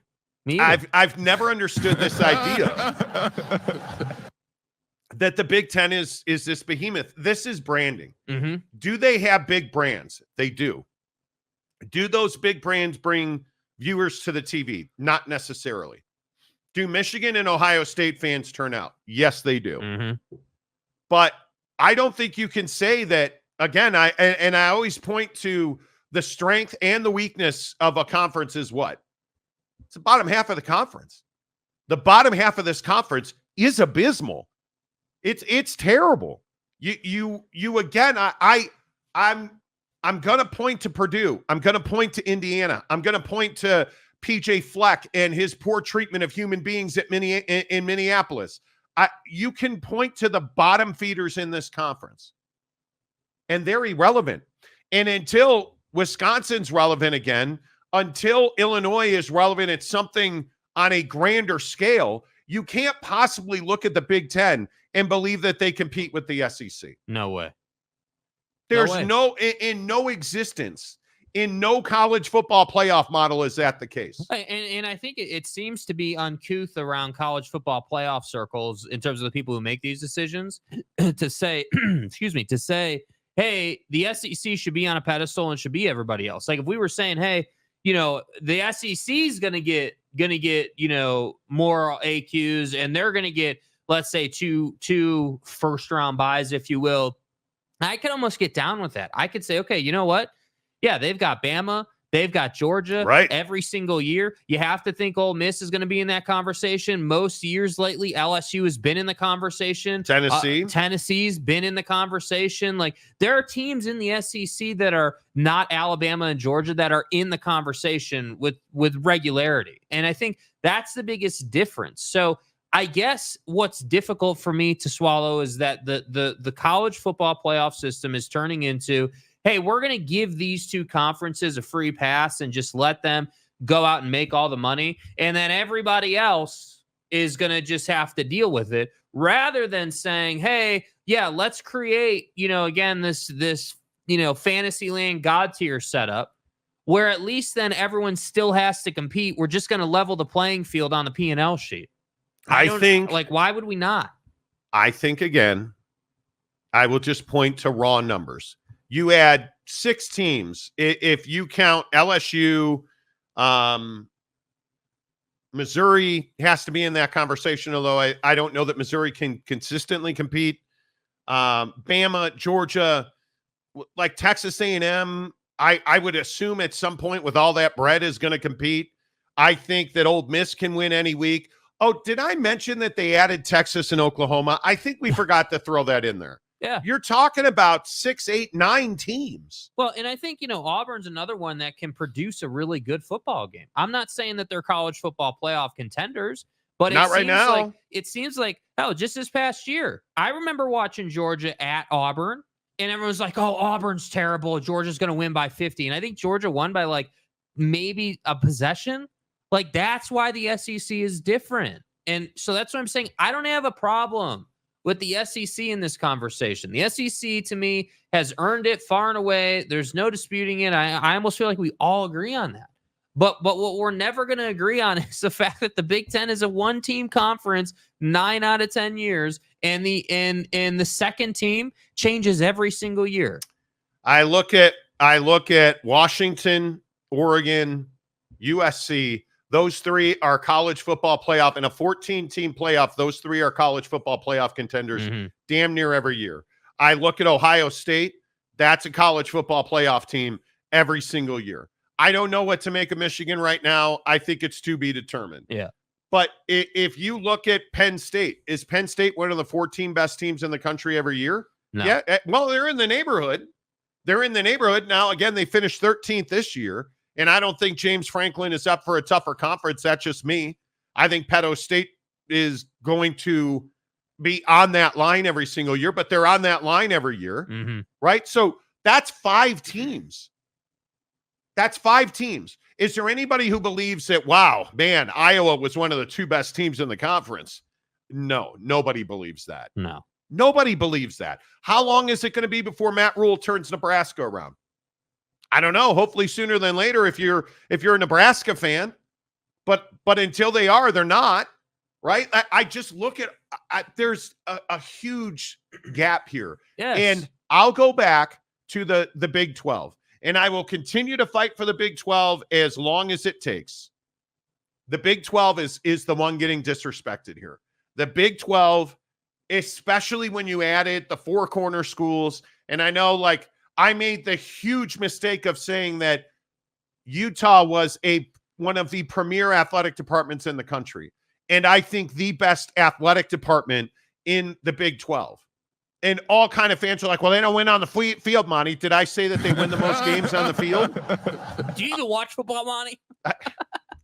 Like, it's wild to me how many people look at the Big 12 and they think, well, the Big 12 was Texas and Oklahoma. It's dead. It's not dead. It's far from dead. I'm going to make the argument that I think this coming season, especially if Utah gets into the college football playoff, and I have no reason to believe they won't, if they get into the college football playoff, I'm telling you now, the Big 12 is going to be the second best conference in college football. Because I think the SEC, hands down, not close. There's not even a discussion. With Texas and Oklahoma coming in, there's not even a discussion. Stop kidding yourself. Yeah. Stop kidding yourself. Yeah. And before I get to the comment section, because I want to hear from you guys on this thing where you have the Big-10 and the SEC proposing that their conference champions get a multi-week bye, an automatic multi-week bye every year, no matter what. And I am just amazed by that. Yeah, I just don't know why it's so difficult for a group of people to come together and say, okay, let's look at the bye week system. Because, again, I'm a big believer in it's like what Florida State said, right? And I'm not even a Florida State, defender. But Florida State was like, it matters what happens between the white lines, and the kids should decide. Yet here we are, a bunch of old white folks in gray hairs and people who've been around football for decades are like, yeah, let's just give these people bye weeks instead of saying, hey, why don't we have the caveat be, hey, you got to be a 10-win football team. And 90+% of your games have to be Power 4 opponents. No more of this, Waxahachie State nonsense in week 10. In the middle of the season. Yeah, that's not going to work anymore, dude. Which essentially is a bye week. Yeah. So again, there needs to be parameters. It can't, and maybe there will be, right? This is an ongoing conversation. Obviously, it's not set in stone, but this is the ask, and it's probably going to happen. The only question is going to be, what are you going to have to do to get the bye week? Because if it's as simple as, hey, dude, you just got to win your conference. I'm here for that in the SEC. I'm not here for it in any other conference. No. Not here for it. Yeah, I think it's a great point. I think this is so bad for college sports. It's so bad for college sports. I don't even know how to. And I think that I don't even know how to spin it beyond that. Like, I think it's another interesting conversation. Like, if this is how we're going to treat football, how are we treating basketball and any other sport? Right. I mean, I know that, like, again, not, all jokes aside, I know sports like baseball don't generate the same revenue, obviously. Right. But it seems like every single year there's a great NCAA baseball college World Series tournament that happens. That is definitely. But college basketball, the tournament is your best point here. Yeah. Because, again, how does the Big-10 make an argument that they're an elite basketball conference? How? I don't know. I don't even know how you have a basketball discussion in the Big-10. Yeah. Because nobody cares. Mm-hmm. Well, we're going to add North Carolina, Monty. Yeah, hey, well, you haven't added them yet. Yeah, let me know when that actually happens. That's what I hear all the time in our comment section on YouTube. Well, we're adding, in the popular ones, we're adding Duke and Carolina, Monty. That won't be a basketball powerhouse. Then what are you going to say? I'm going to say you're not a basketball powerhouse. You're a 2-team basketball league because you're not a basketball league now. Like, if basketball is this really, and I think it is, if it's this really important revenue stream for all these universities and all these conferences getting tournament shares, and where's the Big Ten in that? I am so over the greatness of the Big Ten. As much as I used to throw up on my entire TV screen every time Bill Walton would say the Conference of Champions, Monty. Shut That's up. bullshit. Redheaded fuck. Oh. Probably got a little carried away there. Too much. But my point. Oh, my bad. My bad, guys. My bad. I know redos. Conference champions, Monty. Anyway, my point is, as much as I used to absolutely vomit everywhere when Bill Walton would say Conference of Champions. Yeah. The spin on the Big Ten being this elite conference is ridiculous. Well, what was worse, too? Like, everyone's saying the Big Ten is this great conference, or everybody's saying the Pac-12 was a terrible conference on the football field. Because it seems to me that that's what the narrative was for ages. And obviously now the Pac-12 is dead. But we're going to find out, right? It's like, hey, it's the bar graph, right? The more you F around, the more you're going to find out, right? And the more you want to find out, the more you got to F around. We're the Big Ten. So again, when Dan Lanning is saying, hey, screw Ryan Day, right? Screw the great God Almighty himself, Sharon Moore. We're winning the Big Ten this year. We're sitting all you guys down. Then we'll see how good the Big Ten is. Because if anybody but Ohio State wins that conference, or Penn State wins that conference, you got a serious problem. I'm sorry, with the who? Big Ten. Yeah, Petter-ass State. Thank you. I'm Joe Pa Field. But Dan Lanning at Oregon needs to win. He does. Because I look at Dan Lanning. Another thing, I say too many things that piss people off, apparently. How many fans were in the comment section over the weekend? You called Oregon a blue blood. Well, I think Oregon football is a blue blood program. I think they operate on that level. Have they won? They haven't won enough. They haven't. You know, when Chip Kelly, everybody's favorite offensive coordinator, was a head coach, they didn't win the big game. Right? Mario Cristobal broke everybody's heart. They didn't win the big game. Well, that Georgia performance. Well, you know, Dan Lanning needs to win. Yeah. As soon as Dan Lanning wins, and I know it's the Big Ten, it's no way. It's insert. There's no way.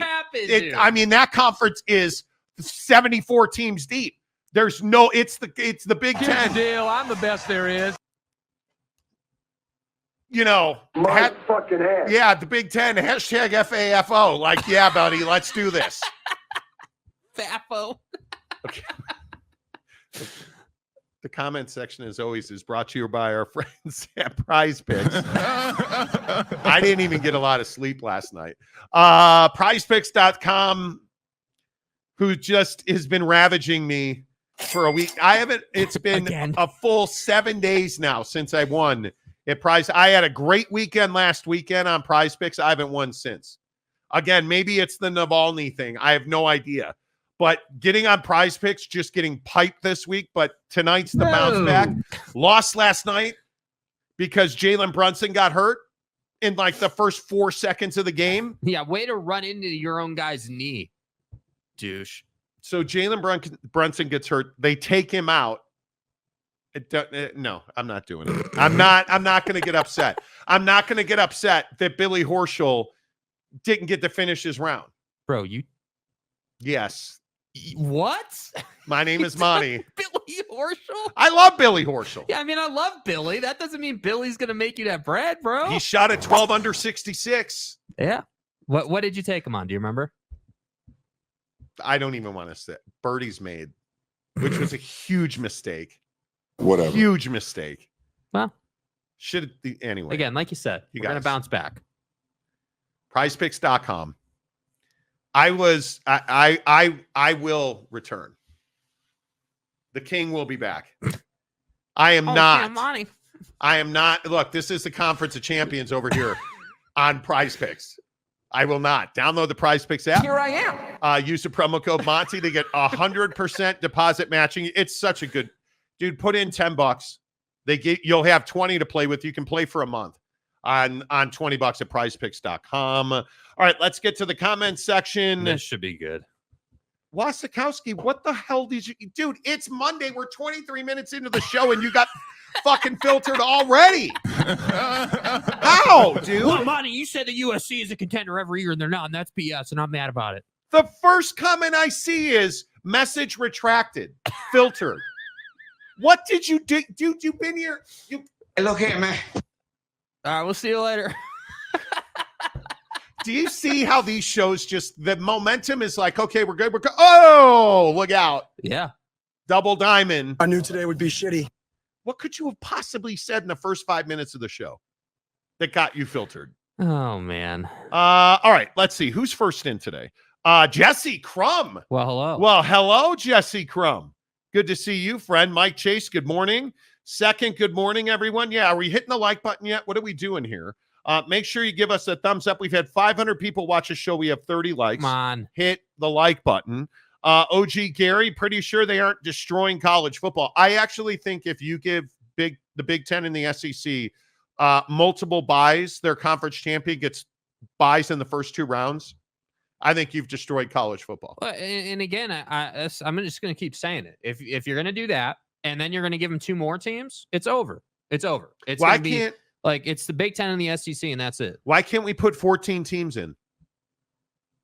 You want automatic qualifiers? Okay. Power 4, conference champions, but highest ranked G5. Good. I'm good with that. There's 5 right there. Give me 9 more. The 9 next ranked teams in. That's it. That's it. Why are we doing all this other stuff? It's 14 teams. This, you guys, this is why I'm telling you, it's almost certainly has to go to 16 or 20.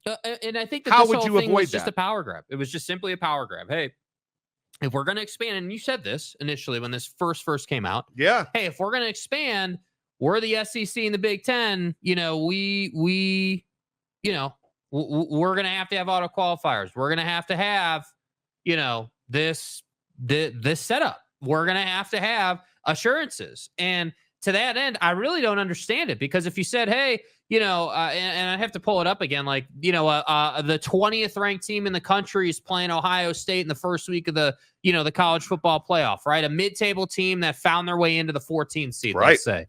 Ohio State's going to win that game. So what are we Or they should, of? Or right? They should. Yeah. So what are we scared of? What is the issue? And by the way, this whole conversation that just seemed to fly under the radar all weekend, right? About how the college football playoff old heads want to move up bowl week, and they want to change the bowl format a little bit, and they want to make, you know, they want more meaningful games. How is that going to work out for you if you're giving these teams auto qualifiers and bye weeks? What do you do with December? Yeah. I don't know. That was another big topic in the comment section. I don't know what you do with December. You have an early signing period. You have portal. You have big bowl games. You have recruiting by coaches. I don't know how you coach a college football team in December. I have no idea. Well, I think that the best thing, this is the hypocrisy to me. So the powers that be, the Big-10 and the SEC want these bye weeks and they want auto qualifiers, but they don't want to compete in late November, early December, which I just don't understand. That goes against everything that you're saying. You're saying, hey, we worked our ass off all year. We want bye weeks. Well, but you didn't work your ass off when it mattered most, right? You didn't play games of consequence historically. That's right. In early December, yet this is what you want. So forgive me for questioning this what I would call a power grab. You just want an upper hand. That's so it. You can say, hey, we're That's rested. exactly right. Brock Bowers is back, and our guys are back, and our O-line is good, and Blake Corum's going to run better because he's rested. Like, that's all this is, man.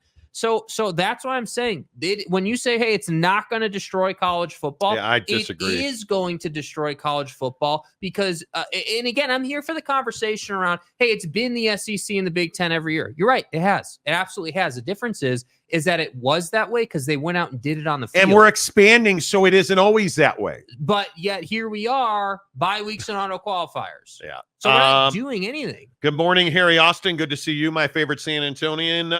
Dakota Tubbs, morning, Jagoffs. Yes, sir. Dakota, good to see you. Thanks for being here. RJC, man, NBC, Notre Dame, hold the keys to preserve the game of college football. Well, Notre Dame, if you're Notre Dame, how do you feel about Notre Dame, our mother. automatic qualifiers like 13 automatic qualifiers from the Big-10 and then you. Like, I would imagine you're pretty happy about that, considering the Big-10's like a 2-team league. But Notre Dame's in a very interesting spot because we are quite literally talking about the exact reasons they would join a conference. Yeah. Access, TV deal, scheduling, money. Mm-hmm. All of that is in question right now for Notre Dame, if this goes through. But I think what's not in question is that Notre Dame's always a part of the picture. I think that Notre Dame is a strong enough brand. They're in it every single year. Like, and I know because it was only 4 teams, they haven't been in the playoff quite literally every year, but they're always in the conversation, which is why the running joke on the show about your boy Marcus still lives on, right? I mean, that's why, because that was Ohio State, the biggest game of the season, and Notre Dame, screwed it up. Yeah. And so to me, that's why I say, while all those are questions for Notre Dame, their presence in this conversation is not in question. Mountain Mama, good to see you, Mike Smith. Make sure you guys hit the like button. Appreciate that very much. Let's see. Christopher Shannon. Monday morning, Monty Wood. What's up? Monty Wood. Stay home. Okay. You want to double up on me, dude? I swear. Dude.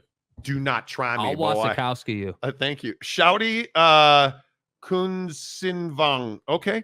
Nice just Shouty. Good morning. What's up? Christopher Shannon. I'm so bricked up right now. That's right. Well, yeah. Anytime you come to the Monty Show, you're bricked up. I'm so bricked up right now. Moth Prof. Good day to you, sir. Yeah. Wow. Moth Prof. Too long, my friend. It's already David versus Goliath. Now the P2 want to take away David's sling. I'm 100%. saying.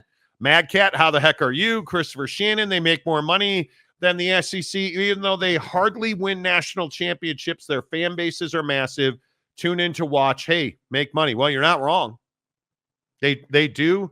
They have big fan bases. But I just think the hypocrisy of, hey, like, again, the crying about, man, it should all be decided on the field, yet here we are deciding it on P&L sheets and in boardrooms. Yeah. That's hypocrisy. So who decided to put Ward Manuel in as the college football playoff chairman? Precisely my point. Yeah. Listen, I think after this, you may see Ward Manuel get one more chance. If he does not handle this Michigan basketball situation correctly, because we heard more over the weekend about the struggles for culture and student well-being in the basketball program over the weekend. And I think it is a real question. I don't see how Juwan Howard continues. Yeah. I truly do not. And this has not been a good 2 years for the Michigan athletic department. And I think a lot of people say, well, they won a national championship, Monty. And they spent more in legal bills than they made in the college football playoff. Which is wild. And they are going to really, really struggle, in my opinion, if Ward Manuel continues as their athletic director. He has shown no backbone. He has shown no ability. That the way that Jim Harbaugh, there wasn't even a reach around from Jim Harbaugh. There was no kiss on the neck or, dude, it was straight. No, it was not. It was not lovemaking from Jim Harbaugh. This was ugly.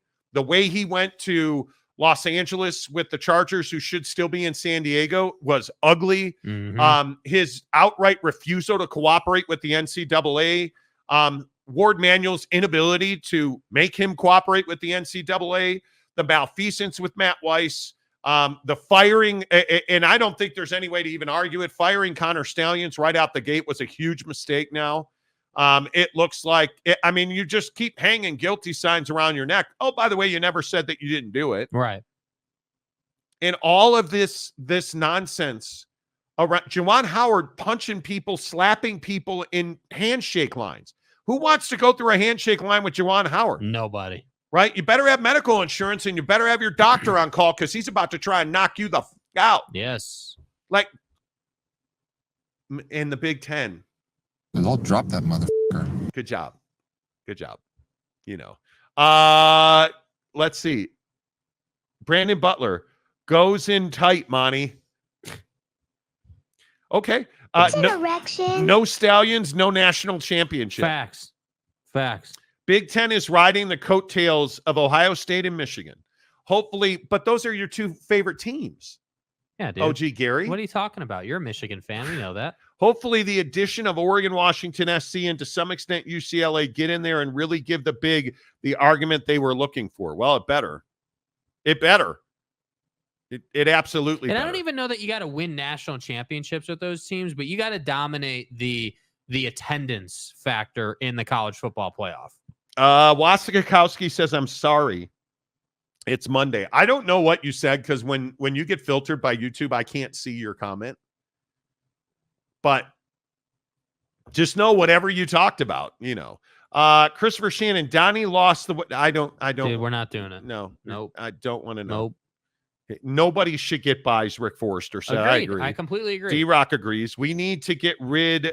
We need a net ranking for college football. But again, this doesn't even have to do with rankings. This is just them saying, hey, if you win your conference, you got to buy. Yeah. Like, don't disagree. FCS playoff model would benefit, but would it? Who's agreeing to that? Who's agreeing to that? Mountain Mama, why do the Big Ten and the SEC hate America? It's a question I ask myself every day, Mike. I don't know the answer. Boyd Lake, why are the Big Ten and the SEC so afraid of having more teams in the college football playoff? Because it limits their ability to win it. I think the Big Ten especially. I don't know, even with the additions that you make, what has Oregon been in the college football playoff? Rare and disappointing. Yeah. Washington, disappointing. USC of recent times for the last 15 years, disappointing. Yeah, and I think the hard part for Oregon is they do have one. They won it once. And I think nobody remembers that because it was the first year we had the college football playoff system. And that was like, we're working on 10 years ago now.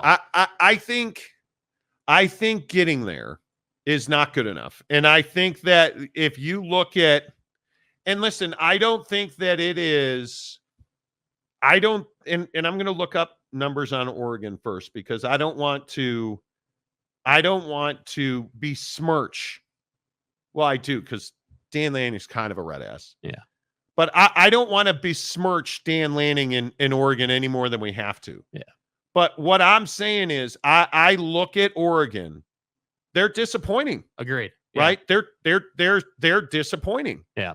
And I think I look at the difficulty and I look at I don't know, what's the right way to say it? I look at the challenges that Dan Lanning faces at Oregon, especially now that he has an easier road to the college football playoff. Because can you argue it's an easier road through the Big Ten than it was in the Pac-12? 100%. I mean, that's why I look at this and I look at the fact that I just don't know how do you argue? I mean, think about their season, dude. They lost twice to Washington, right? To a team that inevitably goes to the national championship game and loses. But think about the fact that Oregon is not going to face that type of wall in the Big Ten. I mean, you're obviously Ohio State's going to be really good. We keep saying that, and I think they deserve that respect. But again, your defense has shown an ability seemingly every year under Dan Lanning to perform against the best offenses, right? And whether that's by scheme or just by raw want to, whatever, they get the job done. And so if Dan Lanning were to not be in the Big Ten championship game this coming year, I'd be really surprised by it. Honestly, like I think that's the expectation for Oregon. I would expect you to go to the Big Ten championship game. And then I would expect you to be if you're not winning the Big Ten, you should be that secondary AQ when that system rolls out. That's the type of team Oregon should be. Yeah. Man, I forgot how much of an ass whooping Mark Helfrich took on the way out the door at Oregon. Yeah. That's right. They lost 42-20 to Ohio State that year. Yeah. But listen, they got there. I don't know. Nobody remembers that. That's nobody. The problem for Oregon. When's the last time that you guys thought about Mark Helfrich? Yeah. That's been a long time. Yeah. Do you guys remember like who was the starting quarterback at Ohio State that year? Jesus. No idea. Jesus was not the starting quarterback at Ohio State. Cardale Jones? Cardale Jones. Marcus Mariota at Oregon. I think everybody knows that. But you think about some of the names that played for, you want to hear a football team? Here's the defense at Ohio State. Joey Bosa, Michael Bennett, Adolphus Washington. Who remembers Eli Apple and Von Bell? Ooh. Who remembers, Grant Perry, Darren Lee? Who remembers DeForest Buckner at defensive end for Oregon? Arik Armstead. Yeah, dude. Like, Oregon was good. Loaded. Ohio State was really, really, really good. Yeah. And that was Herbs, too. Don't forget about Pervin Liar. Yeah. Right? Like Devin Smith, Michael Thomas, Taylor Decker. I mean, come on now. Who are we kidding? Ezekiel Elliott? Zeke is his running back? Dude. Yep. Well, we shouldn't talk about Crop girls. top Zeke. Zeke's apartment, but Robert Fowler. When did Oregon? What? When did Oregon win it? Well, they got to the championship in the first game. Well, they got boat raced by Ohio State. Yeah. That's exactly what we're talking about. Yeah. Oregon won a playoff game, but not the championship. Yeah. Correct. Yeah, but did I say that? No, I said they won. My point was, Idiot. hey, they got to the national championship game in 2015, and nobody remembers that, and nobody cares. Yeah, nobody cares, dude. I don't care what happened in 2015. I care about the fact that first team all SRT and now the best college football coach we've ever seen dominated this thing for the last 5 to 7 seasons to the point where Oregon is a secondary team in terms of national championship conversations. And that is how good the SEC is. And that is precisely why the Big-10 should not be getting bye weeks. And to me, again, bye weeks in college football just shouldn't be a thing. It's just not proper. It should be what you said. Hey, conference champions all get automatic qualifiers. Yeah. Just the way it is. And now we just expanded it so more teams can get in. It's that simple. It's How hard. did Cardale Jones? Like, he just was a nothing ever. Yeah. I think the last time I saw Cardale Jones didn't he sign with some nobody nothing team in like Maine to play in the AFL or the Arena Football League or something? Like, how did Cardale Jones not make it? Yeah. Look how loaded that team was. Yeah. How did Cardale Jones not make it? That's wild to me. Mad Cat, good morning to you. The G5 conference is powerless. Well, I don't disagree with that.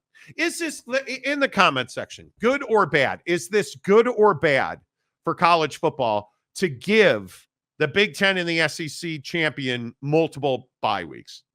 I think it's terrible. Yeah, I think it's horrendous. I don't know how you say it's good for college football. I don't know. Gary says I have Oregon winning the Big-10 year one. No, I think that's Ohio State. Yeah. If Ohio State doesn't win it, I don't know how you don't run over Lloyd Carr with the team bus. Like, seriously, can you imagine Ohio State not winning the Big-10 this year? Sharon Moore is going to win like one game a month. Michigan's going to have a very difficult time. I think it is are they one of the 14 best teams in the country this year? I think that's a real question. I think there's nobody that should compete with Ohio State. Like, all the offseason signings, fat-faced Chip Kelly, like, you have everything. If Ryan Day doesn't win the Big-10 now, dude, yard arm, like, whatever you got to do, you need to take him out. Yeah, I know what time it is. Have Dakota Tubbs call Pooty and get some of that Navalny on the door handle. Yeah, dude. Because it's got to be done at Ohio State. I'm gonna Navalny your ass. Right? Seriously. You are going to be murked at Ohio State. I'm Like, gonna get medieval on your ass. you're done. Tell me, and I know we have Ohio State fans. Tell me that the is going to whack Ryan Day, Lloyd Carr incarnate. Not that Lloyd Carr's dead, but he never was alive. That's not really the point here. Tell me that you're not going to Navalny good old Ryan Day at Ohio State. Yeah. If he don't, come on, man. You better win the conference. You better not lose a conference game. Yeah. I don't know. I don't know. I look at their schedule. Here's Ohio State. Akron, Western Michigan, Marshall. Because it's garbage. Talking about, dude. Michigan State, you have 4 scrimmages to start that were, excuse me, 4-0. 5 because you play Iowa. Well, Monty, don't you be disrespecting Iowa, boy. They won it in the 90s. Come on. Come on, boy. They played for the Big Ten championship. Boy, did you see what Caitlin Clark did? Iowa fan comes out of the woodwork. Caitlin Clark, Monty. Yeah, she doesn't play football, bro. I could be wrong. You should you're be 5-0. 5-0. And then you go to Oregon on October 12th. 5-1. You think they're going to lose it? Yes, they will. 6-0, 7-0 after No. Okay, I think they'll beat Oregon. I think Ohio State is as loaded as I have ever seen Ohio State be. I mean, you're 3 quarterbacks, Right, Steve. but here's the problem with that. You can't have it both ways. Okay, yeah, they're loaded. They're loaded every year. But Okay, Lloyd how Carr much finds a control way of the to lose. offense? How much control of the offense does Chip Kelly have? I think a lot. I don't think you bring in a guy like Chip Kelly to not give him control. Then they're going to win. Yeah. Because it's Chip Kelly going to Oregon. Yeah. Chip Kelly wants to win. Yeah, I'm sure he does. He's got the talent. Yeah. You've got your quarterback now. There's no more. You don't need, Marcus to forget how to count past 10 at the goal line. How do you have 10 guys on the field when they needed? Ohio State needed less than an inch, which is what your mom's always looking for. Stay hard. Cock. I think you're 7-0 after Nebraska, 8-0 after Penn State, 9-0 after Purdue, 10-0 after Car Wash Penis Thing Northwestern, Indiana. Shower obstacles, man. And then I think you're undefeated after you beat Michigan at the shoe. Well, there you go. I think you're undefeated. Stay hard. That's the biggest question. Yeah. And if you're not, you're screwed. You're either undefeated or you're 1 loss, but there's not much more than that. Totally. Let's see. Michael Parks says terrible. Mike Smith says bad. Harry Austin says it's trash. Well, D-Rock Irish says bad. It's criminal. Ding. Because it's garbage. Matt Ritson, good morning, Matt. Terrible idea. Mark Hales, not just bad, but terrible. Yeah, dude. Terrible. I agree. Jimmy Otson. Now, wait, before Jimmy, there is a Ferris Khan comment. Do I read it? Sure. Ferris, you get one chance here, dude. I don't even know what the comment says. I'm guessing you're going to be all pissed off that, we disrespect Michigan, but that's just a guess. See JJ McCarthy get outclassed at the combine? Yeah. Casual ass quarterback. Oregon, Michigan, and Ohio State are all going 1-1 after the other two against the other two. Okay, well, that's reasonable. Terrible Good talk. comment as usual. Mike's turns parody into parody. Exactly right. Right. Exactly right. Jimmy Otson, Ohio State has to come to Eugene and win first. Agreed. Exactly right. It's the only game that matters next year. But I think your point about Chip is spot on. I mean, Chip's definitely going to want to get back at them. Dakota Tubbs, terrible. I understand one bye week for champions of conferences similar to the NFL, but that's it. Troy V, all bye weeks are trash. Should have expanded 8 to or 16 to avoid bye issues. But since they went to 12, we're stuck with byes. Stuck. Boyd Lake, load management for the college football playoff. Load management. It's a horrible idea all the way around. KC Boss, good or bad, it's stupid. And my school is in the SEC. They are going to ruin the best sport. Yeah. I agree. Yeah. I'm telling you, it's catastrophic. Mad Cat. This is horrible for college football. Poor Navalny, rip. Dakota's guy got his job done. Again, it's the line graph, dude. The more you F around, the more you find out. Favo. Day has put his chips all in this year. See what D-Rock did there? So it's like his chips is in poker and it's a full bet, but it's Chip Kelly and it all kind of works together and molds together and stuff. Chip. Yeah. Chips ahoy. Push Chip to the center of the huge jowls. First team all fat ass. We get it, Zion. Walgamot. Okay. Walgamot? Steve Walgamot Jr. That's our dude. Okay. Walgie. Hey, Walster. Yeah, the walnut. Ryan Day is gone if he doesn't win the Big Ten. He also is gone if he wins the Big Ten but loses to Michigan. Yeah. He ain't losing to Michigan. RJC man, money corrupts absolutely everything. Women's Sports Programming Network? I don't understand. Dakota Tubbs, unalive OSU. Mizzou did that in December. I don't need to call Daddy Vladdy. Okay. Yeah, this bowl games outside of the playoff actually still matter. I'm not your daddy. ESPN. Okay. RJC, man. You know. So, dude. Walgamot Jr., we play Iowa with Caitlin Clark as the quarterback. Mike Smith, I remember years ago Marshall winning versus Ohio State, and Nugent won the game in the last. Marshall was winning versus Ohio State. Nugent won the game in the last. Nugent. Yeah. You haven't heard that name in years. Won the game in the last second by hitting a long-distance field goal. That's probably what they don't want. Walgamot. We have Chip Kelly, 100%. Okay. Okay. Fact. You know, that's fine. Do we give Ferris another comment? Okay, sure. His first one was mid, but well, you know. Pretty optimistic after Michigan only lost one important player in the portal in the course of 30 days. Okay, we're moving on. Yep, moving on. Yep.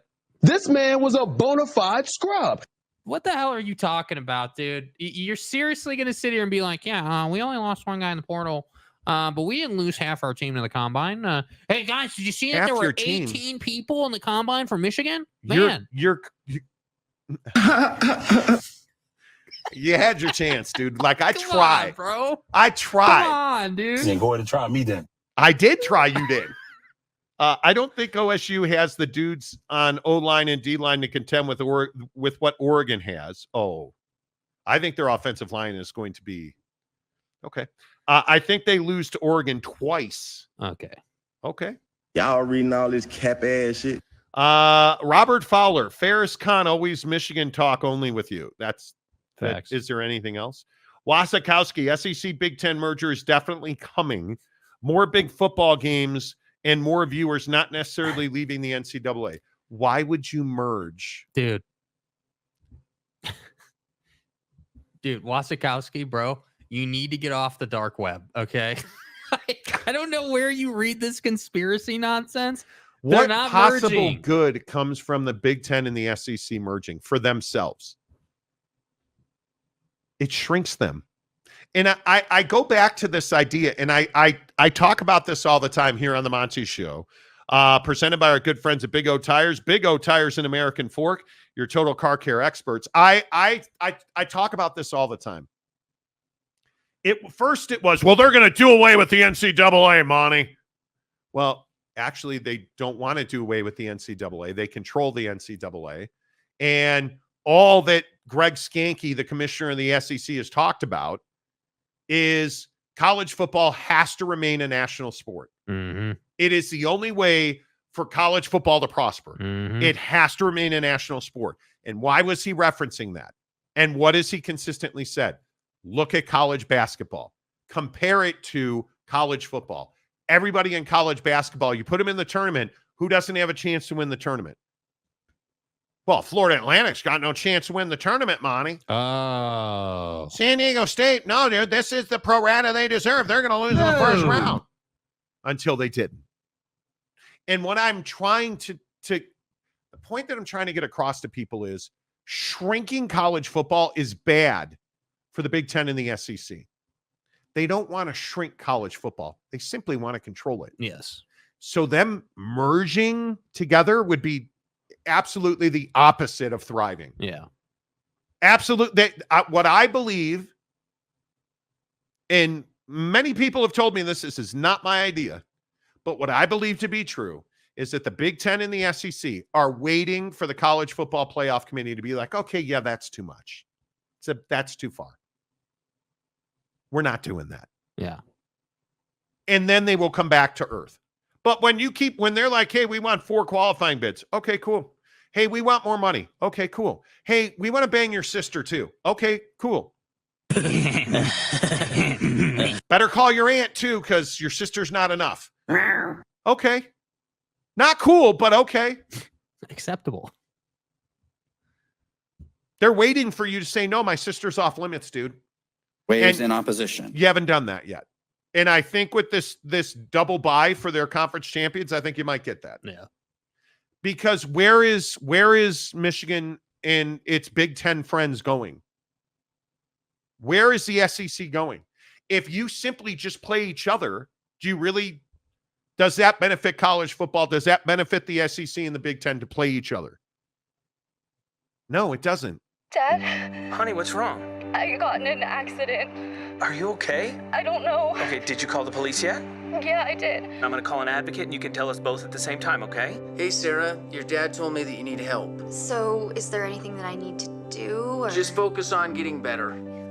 With an advocate on your side, you're never alone. Today's the day. And look who I just met. Hey, Dad. You deserve a worry-free recovery. You deserve an advocate. Is Greg Sankey good or bad for college football? And again, just because I said it the other day, I'll say it again. You don't have to like it. You don't have to like Greg Sankey, but you better learn to love him, because Greg Sankey's here for the long run, and you don't have to agree with what he's saying, but you know what you can't say? Greg Sankey's wrong, because he's not wrong. Greg Sankey is exactly right. He talked about it last spring, and we talked about it at length then, and a lot of you were upset when we were talking about it then, and I'm sure you'll say it now. Greg Sankey is correct that the NCAA is a has-been. The NCAA does not want to take action on anything in any kind of timeline. And Greg Sankey is correct when he says we just cannot afford to do that, because that's exactly what's put college football in the predicament that it is in now, where it is hundreds of millions of dollars in a financial hole that it has to take action to get out of. And that is exactly why yesterday you had every Big 10 and SEC athletic director, Greg Sankey, the commissioner of the SEC, and Tony Petitti sitting in a room. And I can only tell you so many times, decisions are being made about your football team in that meeting.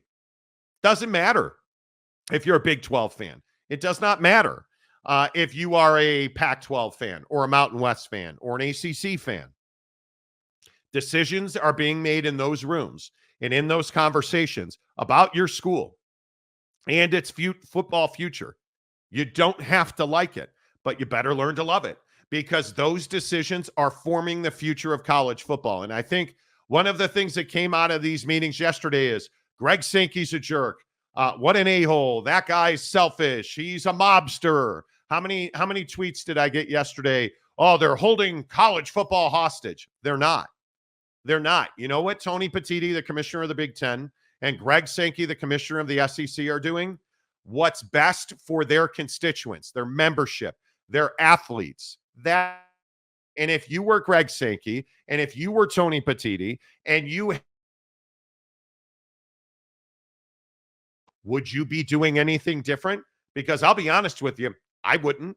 I wouldn't care what the ACC and the Big 12 thought about what I was doing. I would not care about what the G6 and the NCAA Division I Council cared or thought of what I was doing. I don't care, because I'm doing what's best for my people.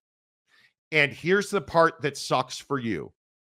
If you're not an SEC or a Big 10 fan, Greg Sankey's doing what's best for you as well. You just don't recognize that. And if you do, you don't want to acknowledge it. It's hard. I get it. That's a horse pill to swallow. But what Greg Sankey and the SEC and what Tony Petitti and the Big 10 want, they generally get. And generally it moves people like the Big 12 and the ACC into action, because that's the biggest problem. And if we look at all of these college football issues, how long was inaction on paying college football players the problem with college football? How long? Since day one. And it still is a problem today, because there are still people who believe that giving a kid a scholarship is enough compensation. And it simply is not. So then we get to this question of, is Greg Sankey a bad guy? Is he bad for college football? Is he an a-hole? And I'm here to tell you he's not. He is the hero that college football needs, because this right now is and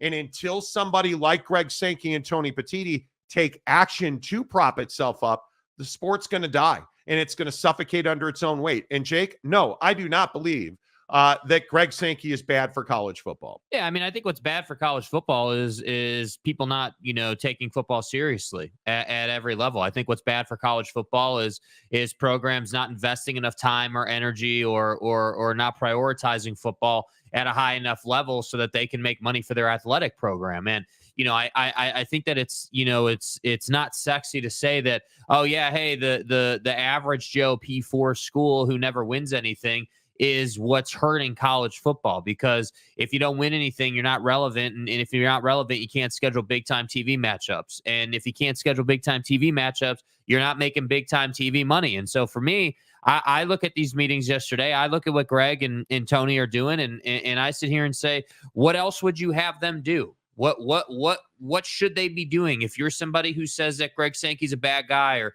somehow Tony Petitti's a bad guy?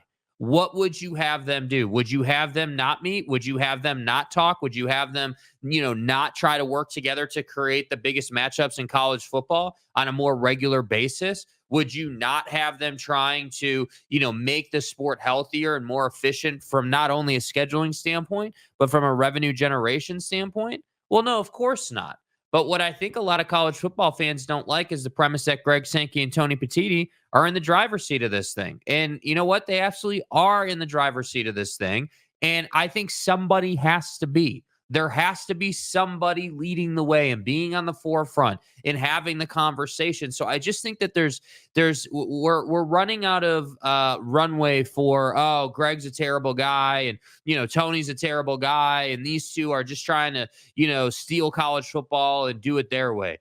The problem with that is their way has turned out to be the best way. Their way has been the most profitable. The pasture has been greener with how they're handling things. So for me, I look at this and I say, sure, there are some things that these two said yesterday that people took the wrong way. This whole notion that people thought that Greg Sankey and Tony Petitti somehow, hinted at the Super League being dead is absolutely just wild to me. That is not at all what anybody said. And I think we need to be really clear on this. Like, Tony Petitti and Greg Sankey are out here talking about, hey, we want to make sure that we don't. It's the infamous clip we've been playing for 2 weeks on the show about how Greg Sankey doesn't want to water down the SEC. Yes. And the reason I bring that up is because it kind of alludes to this concept of, yes, these two are in control, but as they move forward through that process, they want nothing to do with devaluing their brands through that process. They want nothing to do with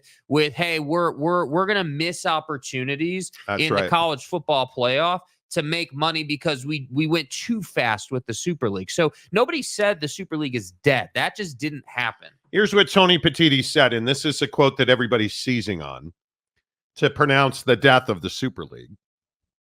And I want you to read this quote and then ask yourself, well, what didn't he say here? And what did he actually say here? Tony Petitti, the commissioner of the Big-10, I have yet to see a single thing in any plan that I've learned details about that contains things that we couldn't do ourselves and our A4 colleagues as well. At the end of the day, there's a strong commitment that you have the ability to do all of this ourselves. Tony Petitti, the commissioner of the Big-10. Well, what did he say there? What Tony Petitti said there was, well, you just haven't given us enough. You haven't shown me something and us something to make us move off our spot. $9 billion, that's cool, dude. But what are we getting for the $9 billion investment and ownership stake you're getting? That's the question here. These are all negotiations. And this goes back to a story that we've been working for the better part of 2 weeks that was validated by the national media this week, that the Super League is being not regularly talked about. There are negotiations happening between universities in a group called Smash Capital and TV partners that eventually are going to lead to a Super League. It's no longer a matter of if, because what else What else did Tony Petitti and Greg Sankey say repeatedly yesterday? Well, we want big matchups. Is there a way for us to be intentional about scheduling, Greg Sankey, who was in Ann Arbor for Texas and Michigan, said? Sankey continued, just an incredible experience. You stand on the sideline prior to kickoff thinking, what if we can do this with our own non-conference games?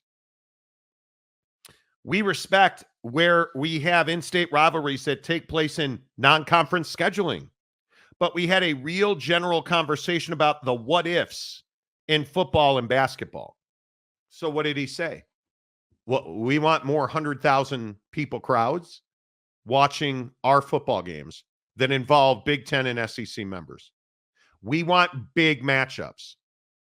Do you get that with a Super League? You do. And I think the last two words of that statement might be the most important, might be the most, confirmation you need that we do, in fact, know what the hell we're talking about. Because what did he say? Football and basketball. And what have we been telling you? Hey, basketball is how you really make money in this thing. Yes, football has to be cooking. You got to be making a lot of money through football. You need to fill up your 100,000 seat stadium as much as possible. Like, we got to do that a lot. But when football is not in season and basketball is going, we want to fill that building up too. We want to have the biggest matchups. And so they're not like this notion of the Super League being dead and that these two are just, trying to take over college football. I don't understand where that notion comes from based on what they themselves said. Fear. Sitting at a table yesterday together in a conference room with no backdrop and a phone on the wall. It comes from fear. It comes from fear. That's where this comes from. And you look at this media session yesterday. What don't we have from this media session? We don't have video. We have still shots. That's what we have. Greg Sankey on the right, the commissioner in the SEC, and Tony Petitti on the left. You don't have video. Very intentionally, you don't have video. This was something, and I know that people don't believe it, but this was something that every detail of these meetings were planned. They talked about scheduling agreements. They talked about NIL. They talked about the NIL settlement. They talked about how much money that NIL settlement's going to have. But notice what they didn't talk about. Anything that could be potentially called collusion. And how did they do that? They had their lawyers in the room with them. That's not a small detail because we've heard all week, they're colluding. There's going to be antitrust lawsuits. They had attorneys in the room guiding them through what they could and could not talk about. Greg Sankey spoke directly to it, said, we had attorneys in the room. Do you think it's an accident that he had brought up the fact they had their attorneys in the room to make sure they didn't get into collusion? It's not an accident. Guys like Greg Sankey and Tony Petitti don't accidentally say things. That's a minute detail that's not so minute. It's really important. Very small part of what he said, and nobody really picked up on it. But I am telling you, when Greg Sankey talks about we had our attorneys in the room to protect us from collusion, that's no small thing, because what is he telling you? We control the money in the college football playoff. They control 60% of the revenue. You understand that. The people in that meeting yesterday, they control 60% of the revenue. And they have the final say on the structure of the college football playoff right now. Yeah. By the way, 60%'s light moving forward. That number's going to go up. I'll continue to say, you don't have to like it, but you better learn to love it because it's reality. And the college football Super League is going to happen. And I want to hear from you on this because I know that we espouse our greatness on a regular basis on this show, and we are great. But why are you, specifically if you're an anti-college football playoff person, if you are an anti-college football Super League person, why are you so anti? And my guess is that a lot of you are going to be G5 fans. A lot of you are going to be the Boise State fan, the UNLV fan, the San Diego State fan. Why are you so against this? And I think it's because you're the have-not. And you take that personally, and maybe you should. But at the same time, even with all that being the case, sure, take it personally. Shouldn't you be excited that you're no longer going to have to compete with these massive schools, these massive athletic departments that are operating at 3, 4, 5 times your budget at a minimum most times? Like, shouldn't you be excited about the proposition that finally in college football, the separation of classes is being talked about, and the potential for the G5 to get their own playoff system is on the horizon, I would say. Yeah. Like, isn't that something that you as a G5 fan would be excited about?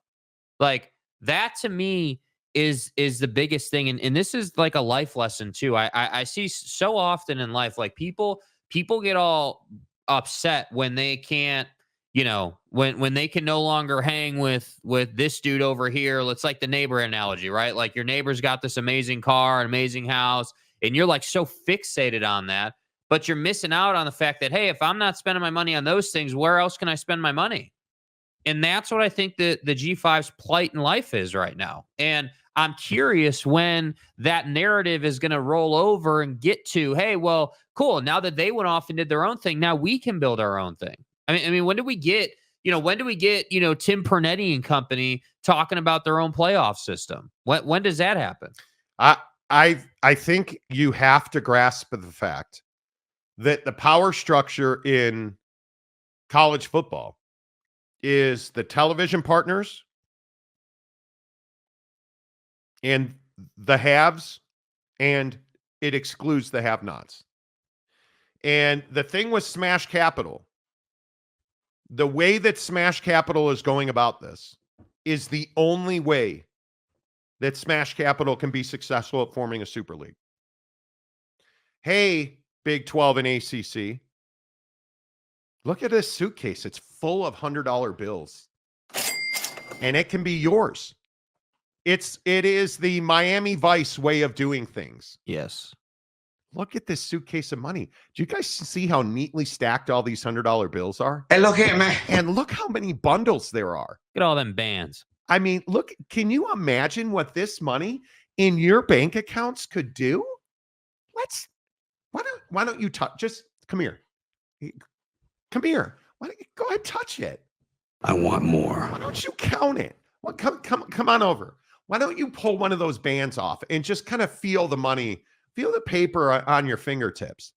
Get some of that ink. Go ahead. Get some of that ink on your fingertips. Come on over. The ink isn't dry yet. Come on. I got a nice cold glass of lemonade here for you. That's what they're doing. Why aren't they doing that to the SEC? Because Greg Sankey's got his own $100 bills. He's got his own suitcases full of money. And that's the hammer. And frankly, why isn't Smash Cap doing this to Boise State or Fresno State or UNLV? Or Oh, that's right. That's right. Giving those people billions does not net you a return. If Alabama says, yeah, why not? You know what? Hey, man, I don't need your money. I'm going to take it. I'm just going to put it in my closet, which is already full of other suitcases full of $100 bills. That's what people miss. You're not going to impress billionaires with billions. Yeah. But if you go to the Big 12 and you go to the ACC, who are not billionaires, and you say, hey, I'm going to make you a billionaire, you're now going to be able to compete with Greg Sankey. You think they're not taking that phone call? What did Greg Sankey and Tony Petitti say yesterday? Yeah, kind of coincidental that these conversations are being publicized now that we're sitting in a room together. Well, you're goddamn right, because you won't take the guy's phone call. But where is Smash Cap born? At Disney. They don't have to wonder if Disney and ABC and ESPN and the guys that run those networks, they don't have to wonder if those dudes will take their call, because they text in their friends and they talk about this at pool parties in the summer that you're not invited to. They don't have to worry. They've got the TV guy. They need to apply pressure to as many athletic directors as they can. And if you are Vanderbilt, who's the worst? Vanderbilt, Mississippi State. If you're the bottom feeders in the SEC, if you're Indiana, if you're Minnesota, if you're Illinois. Oh, Indiana's having a great year this year. They're leading the Big-10 and nobody gives a damn. If you're Purdue, you're picking up the phone. Is it easier to go and drop a briefcase full of money at Ohio State, or is that going to get lost?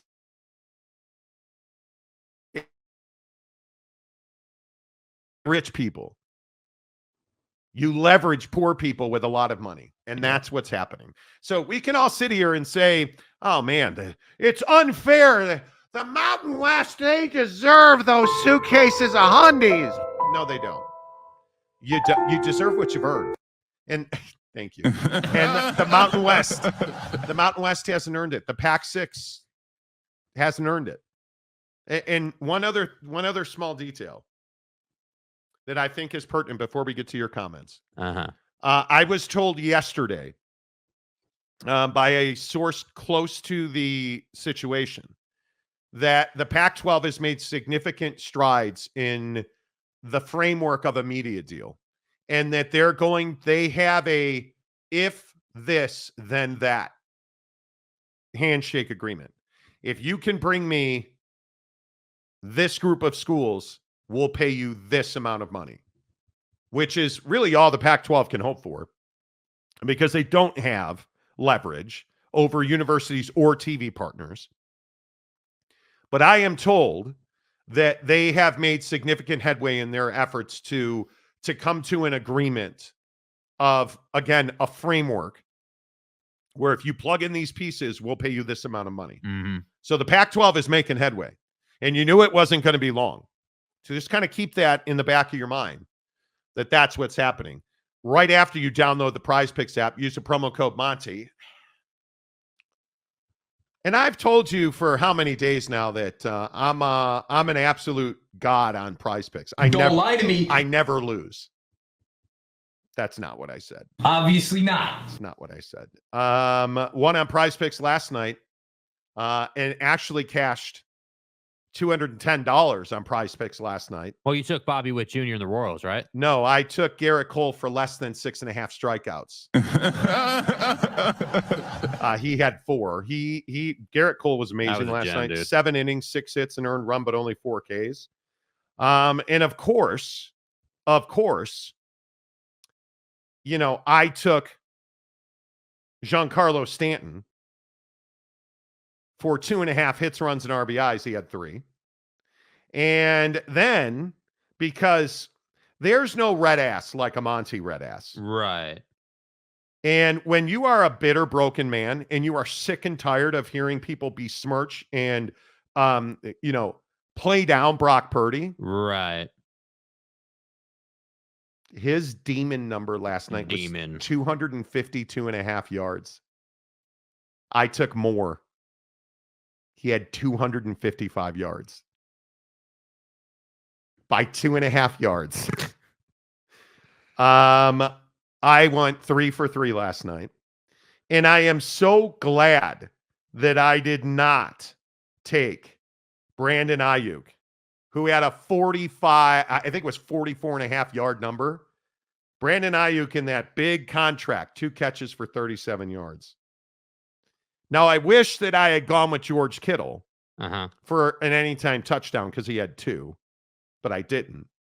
But again, you guys, the formula is simple. Download the Prize Picks app, use the promo code Monty. That'll get you the best daily fantasy promo I've ever seen. Use the promo code Monty, make a $5 deposit in a new Prize Picks account. They'll give you 50 more. Plain and simple. And you can play all season long on $55. It is the best daily fantasy promo I've ever seen. And I'm telling you, once you do that, here's the formula. I'm telling it to you right now. Flex play, make 3 selections. Flex play, $5. That means you only have to win 2 of those 3. Done. And tonight, Prize Picks is offering you MLB playoff prize picking protection. They are. There is a promo. Now, you can only up to $10, but what you can do is up to $10. If you lose, you'll get your money back, which is great. Now, of course, me being me and being good at this, I'm not taking that protection because I don't need it. I'm doing the formula, 3 picks, the great gambler, Shohei Ohtani on a demon to have 1 single. Yep. Yu Darvish and Yamamoto combined to give up 1 run in the first inning between the two of them. More. You're taking the demon single. Yes. What if he doesn't have a base hit? What if he's hitting bombs? Well, look at what he's done against the Padres. He's had a single almost every game. He has. Mookie Betts on a demon, more than 2.5 hits, runs, and RBIs. 1 swing of the bat. Yeah, I am off the Mookie Betts bandwagon. I fool me once, shame on me.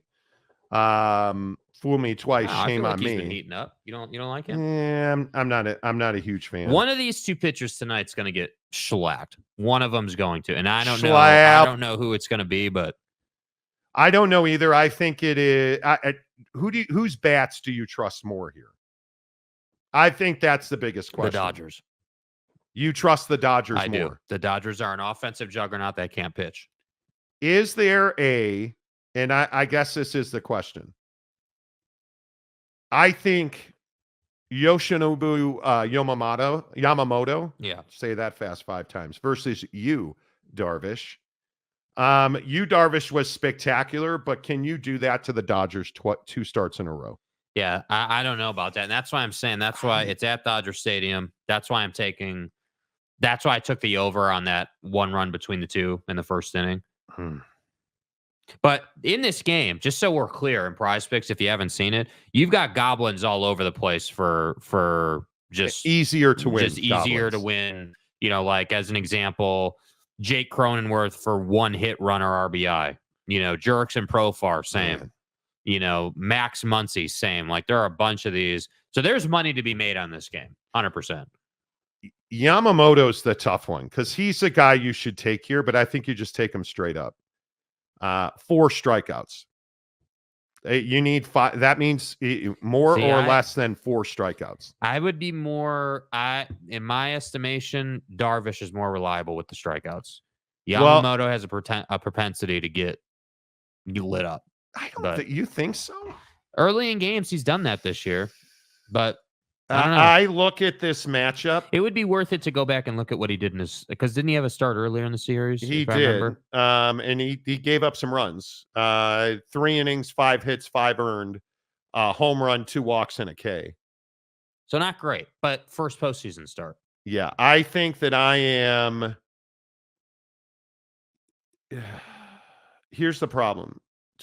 He has a 12 ERA against San Diego. So it makes me a little nervous. Mm-hmm. He's 0-1 in 2 games, 6 innings, 8 hits, 8 earned, 2 bombs, 2 walks, 8 Ks. So he's averaging 4 strikeouts a start against San Diego. Right. Yeah, that's I'm going to have to put some thought into that. So another real quick, we got to get going here, but with this $10 protected play situation on Prize Picks, do a three pick, a riskier 3 pick, you know, wager your $20 or whatever you want to put on it, and then do 2 more that are $10 picks that are protected. That way you can you're basically ensuring that you make don't lose. Yeah. That you don't lose. Yeah. Because on a $10 flex play on 3 picks, $10 makes you 20. So if you win it, you're doubling your money on that at that level. Will Howard against Oregon, 246 yards. More. You think more? More. Yeah, that's 280, 290, I think. I think that's a really interesting one. And I do quarterbacks in college football every weekend. I do 3 quarterbacks. Shedeur Sanders, 310.5. Is his K-State number his demon? Yeah. 350. He's not throwing for 350 yards against K-State. I don't think you can take that. The question is, are they going to be are we getting UCF Colorado or are we getting Nebraska Colorado? I don't know. And that's the hard question. Like, are we getting the Colorado that beat Baylor in a thriller? Or are we getting a more consistent? And by the way, for K-State, I might add, this is one of the most explosive offenses they will have seen this year. And we're going to talk about that game in a little while. So that Shedeur number, that demon, that's a tougher demon for sure. If you're taking it, you're confident they're going to be playing from behind, which I don't think is a terrible take, by the way. Noah Fafita's demon, 299.5 against BYU. I think I'm taking that. I'm taking Jake Retzloff at 249.5, isn't it? Right? It is 2:00 Saturday afternoon. Yeah, I like that Fafita Demon then. Yeah. Yeah. I think I'm going Will Howard more than 246.5. Yeah. Boy, that's scary. Where's Cam Ward at this week? Are they on idle? Where are they at? I haven't seen a Cam Ward number. I think they might be idle. Yeah, they're idle. They're off this week. I think I'm going Noah Fafita 299.5 more yards. Jake Retzloff more than 250 and Will Howard more than 246. Okay. And I am going to do going to do a $10 flex play on that. Okay. $10 to win 55. Nice, dude. I like it. So play with us. Play with us. Sign Use the up. promo code Monty. Put $5 in a new Prize Picks account. You'll get 50 more. And then screenshot it. Let's go. Yeah. Let's go.